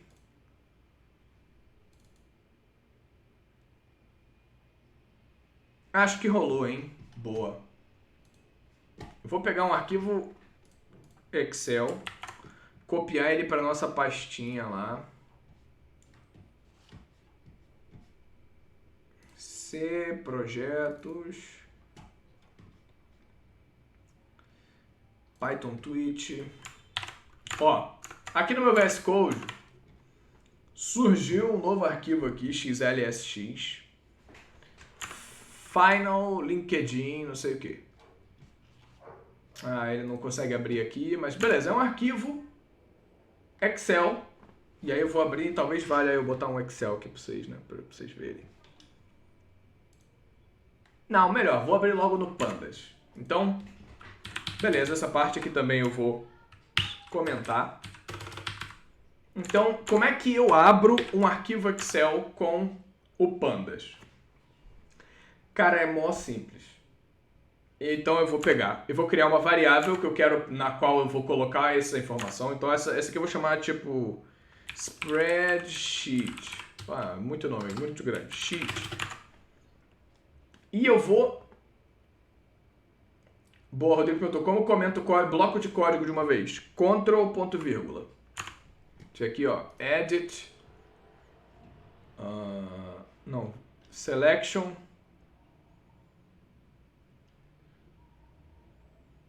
caralho, sei lá. Bom, aqui não tem aparecendo como faz, não. Ah, não, aqui, ó, toggle line comment, Ctrl, ponto, vírgula. Aí você pega aquele bolão e já... Aí sheet, e isso funciona em qualquer linguagem, tá? Não importa que você está fazendo JavaScript, Python, ele vai comentar na linguagem que você tiver. Você vai chamar o Pandas. Aí você dá um ponto, ele vai ter um monte de opção aqui. E a que a gente está interessado é essa aqui, ó, read Excel. Quando você mete um read Excel, ele vai te dar um monte de opções aqui. O primeiro parâmetro que você vai passar é o nome do seu arquivo Excel. Então, final sheet linkedin.xlsx. Tem outros parâmetros aqui, tá? E aqui, como é que você sabe que parâmetros são esses e o que eles fazem? De novo, vai vir aqui, pandas Python. Ó, essa aqui é a documentação oficial do Pandas. E eles, inclusive, têm um tutorial de 10 minutos para o Pandas. Então, se vocês tiverem, putz, está difícil de entender, faz o tutorialzinho de 10 minutos deles, onde eles explicam como que importa o arquivo Excel e como que você faz alguma coisa com esse arquivo depois. Minha internet tá uma porcaria. Ó, boa. Tô aqui no Pandas. Instalar. Não. User Guide, API Reference. Vamos aqui no API Reference. Eu quero ver a documentação, é isso que eu quero ver. Ou aqui em cima, né? Documentation poderia ser.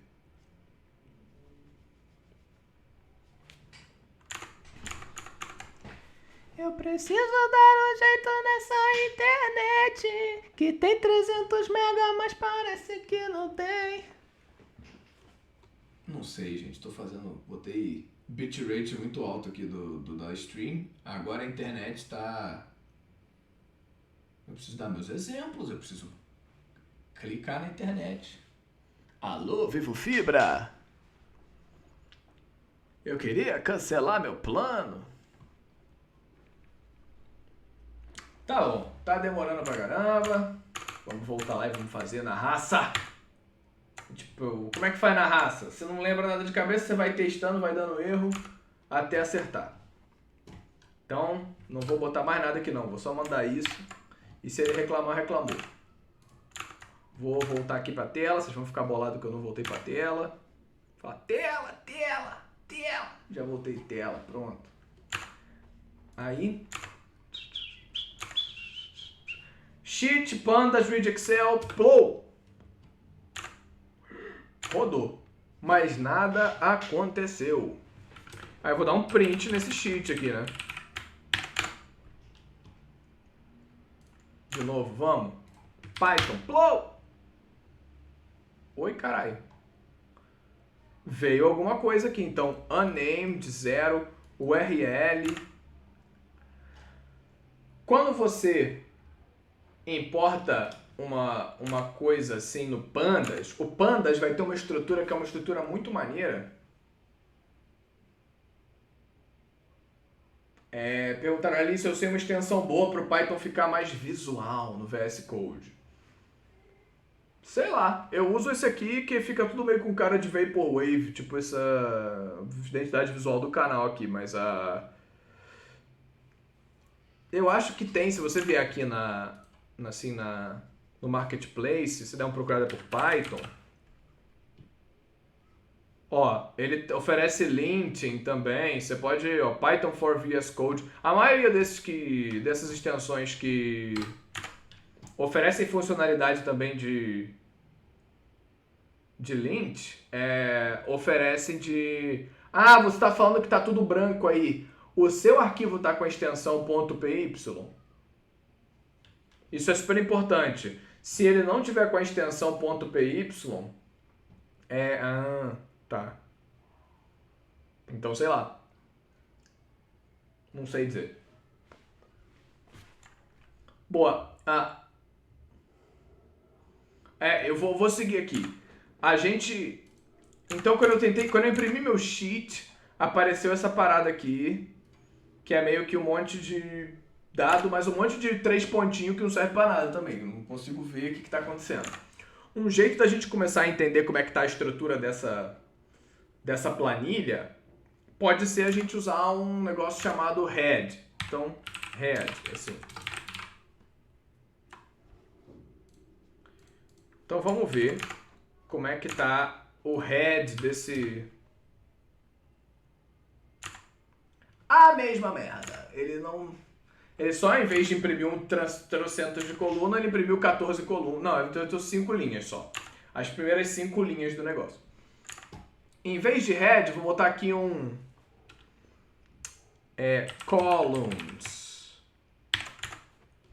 Ah, Rafael, de onde você está tirando essas propriedades? Da cabeça? Essencialmente porque a referência lá do Pandas não ajudou nada. Então, ó, quando eu boto columns, ele me retorna uma lista, tá?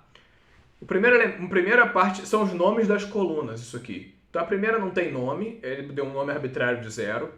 Segunda é company, date, description length, employment type, function, industries, location, place, query, seniority level, title, URL.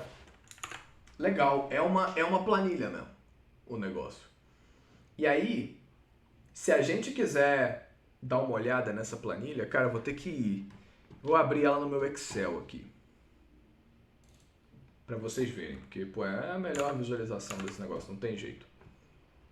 Então, vou botar aqui Add, Window Capture.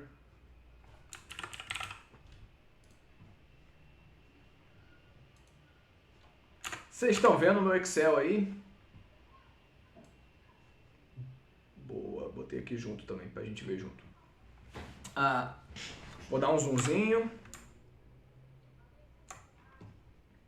O que é isso? Isso é uma planilha de um scraping que eu fiz de umas vagas do LinkedIn. Então, ó, primeira empresa, primeiro LinkedIn mesmo, a vaga foi postada dia 23 do 5. Aí tem a descrição aqui, ó, o cara tem que saber tudo e mais um pouco. Full time, tecnologia, internet, São Paulo e região, ele é uma vaga de desenvolvedor. Level pleno, meio sênior, sei lá o que significa, e é um back-end. Aqui tem uma URLzinha da vaga. É isso que tem nesse Excel. Quando a gente vem aqui, então beleza, já tá claro para vocês o que é esse negócio, né? Vou esconder. Cara, mas se eu quiser pegar e não sei, filtrar só as vagas que são o que a gente chama full time ou contract full time other, eu posso pegar aqui essa sheet. Quando você puxa um elemento para dentro do Pandas, a estrutura que ele cria é um negócio que a gente vai chamar de data frame, tá? Isso aqui, data frame. O data frame é exatamente uma planilha. Ele tem colunas, cada coluna tem um nome, e ele tem linhas e cada linha tem um índice. Tá? Exatamente, bidimensional. Colunas, linhas, e o data frame é exatamente essa estrutura que a gente vê aqui no Excel. E você pode acessar e trazer as linhas do Excel aqui para dentro. Então, vamos supor que eu tenho lá de novo o meu Excel. E aí meu chefe falou o seguinte, cara, beleza, mas isso aí, olha a sujeirada que tá isso aí. Eu quero só fazer uma análise onde eu quero a companhia e a data. Não quero mais nada, eu quero saber só quando que as empresas estão botando vaga lá. Tira todo o resto. A gente consegue fazer isso pelo Pandas, tá? Então tem um data frame. E se eu colocar aqui, ó, sheet. Então, ó, sheet é um data frame. Eu vou pegar só date e rodar aqui. O que ele fez foi criar só uma colunona com os elementos que estavam naquela linha. Isso aqui tá meio na frente, né? Vocês não viram aqui. Eu vou repetir minha peripécia, então. De novo, ó. Botei aqui print, sheet e abri colchete date, que era uma daquelas linhas lá. Então, rodei de novo. Ele imprimiu 2.383 elementos, mas não imprimiu o resto, ele só imprimiu as datas. Poxa, se eu quisesse fazer o date company, né? Será que dá para fazer assim? Não sei se ele aceita essa sintaxe. Então o que eu estou fazendo é passando 2 itens como parâmetro aqui para ele. Vamos ver se isso funciona. Funciona. Ó, ele criou um data frame que é um data frame menor que só tem empresa e a data que essa empresa gerou uma vaga ali. E aí você pode pegar assim, poxa, eu queria fazer só as vagas que o LinkedIn abriu. Maravilha, vamos fazer só as vagas que o LinkedIn abriu. Então, vou voltar para o meu data frame original. E o que é interessante, eu posso passar pro... Então, antes disso, eu vou fazer um negócio anterior com vocês. Se eu fizer isso aqui, sheet company igual a... E aí, veja bem, quando eu estou assinalando o valor de uma variável, um valor para uma variável, eu uso um sinal de igual. Esse é o equivalente a assinalar um valor. Quando eu estou querendo comparar duas variáveis, o operador de comparação são os dois sinaizinhos de igual, tá? E aqui eu vou comparar, eu quero saber, cara, me diga quais das linhas aí desse negócio que quando eu analiso o company, eu quero que seja igual a LinkedIn. Salvei aqui, vamos ver se isso roda. E vamos ver o que vem, né? Olha que interessante. Ele me retornou uma listona com true e false. Se vocês lembram lá atrás, de fato, a primeira empresa aqui é o LinkedIn. Então, ele me retornou true quando era o LinkedIn e false quando não era. Aí eu posso usar essa parada que eu criei aqui, que é essencialmente uma lista de true e false, para filtrar o data frame maior. Vou pequena dúvida do João. Esse panda serve somente para manipular Excel ou qualquer extensão em que os dados estão organizados nesse estilo data frame? Ótima pergunta. Ele também pode ler de CSV, então é um outro formato aí, né? Comma Separated Value. Ele também lê de SQL. Então, se você tem uma tabela SQL, você pode fazer uma consulta e ele vai para o Pandas. E aí você faz as operações do Python e devolve para o SQL, isso pode acontecer.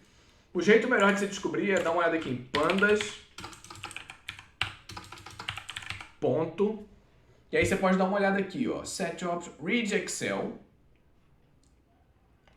read CSV. Obviamente ele não está listando todas as possibilidades de importação aqui. O melhor lugar para eu ver as importações seria na referência do pandas lá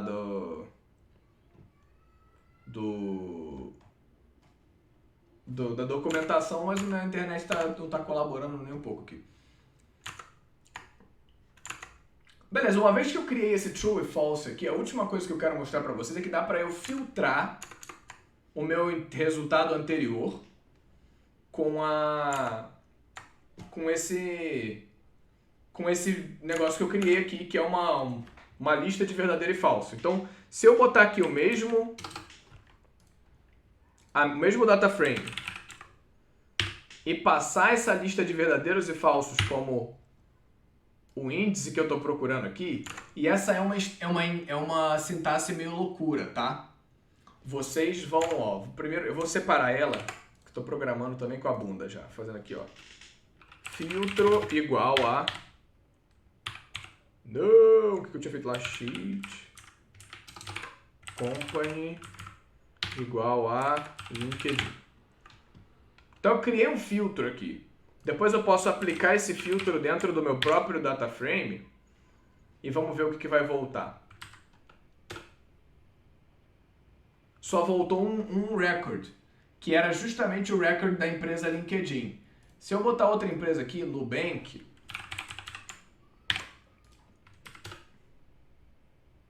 ele me retornou a vaga do que tinha lá do Nubank. Baires Dev.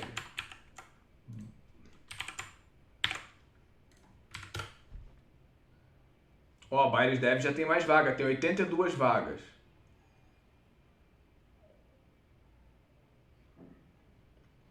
Então, galera, quem tiver aí procurando emprego em tecnologia, pega vaga na Baires Dev aí, que tá cheio. Falta pouco tempo aí para acabar meio que o meu planejado pro que era pro dia de hoje aqui. Qual era o meu objetivo no fim com o papo aqui hoje? Uma introdução muito rápida ao mundo do Python. Eu queria que vocês estivessem cientes de que, poxa, onde dá para procurar os pacotes que o Python oferece.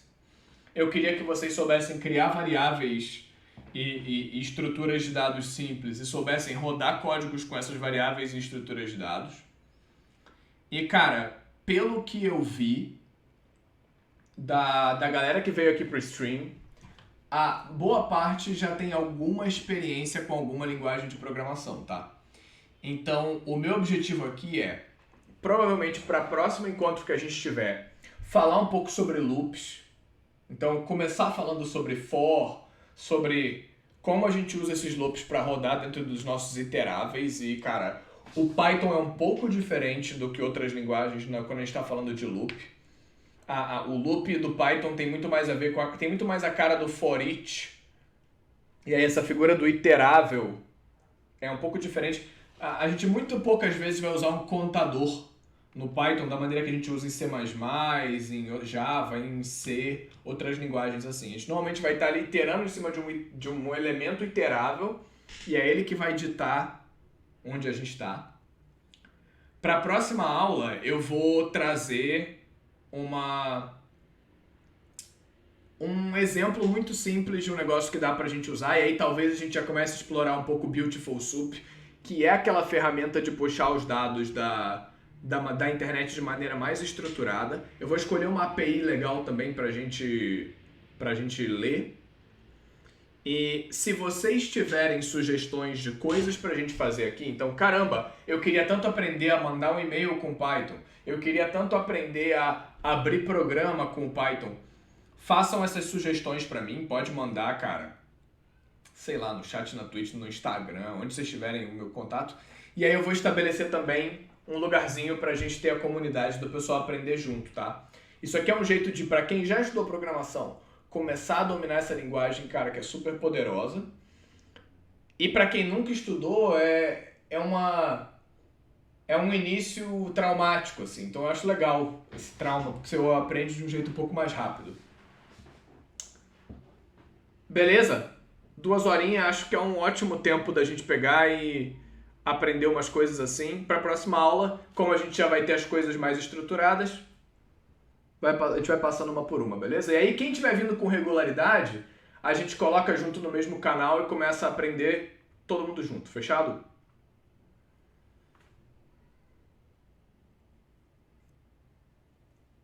Boa, tamo junto, cara. Vocês são todos muito bem-vindos, tá? Então, não importa se chegou tarde, eu vou colocar essa gravação na Twitch. Então, se vocês quiserem recapitular coisas por aqui, eu vou colocar isso na Twitch e eu vou postar esse código no meu GitHub. Então, github.com/RafaelMBSouza.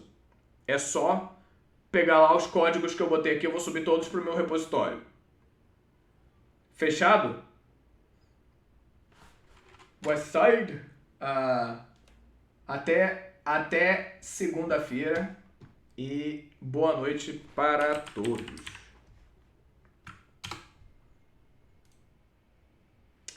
Vou lançar uma musiquinha aqui pro fim da nossa aula.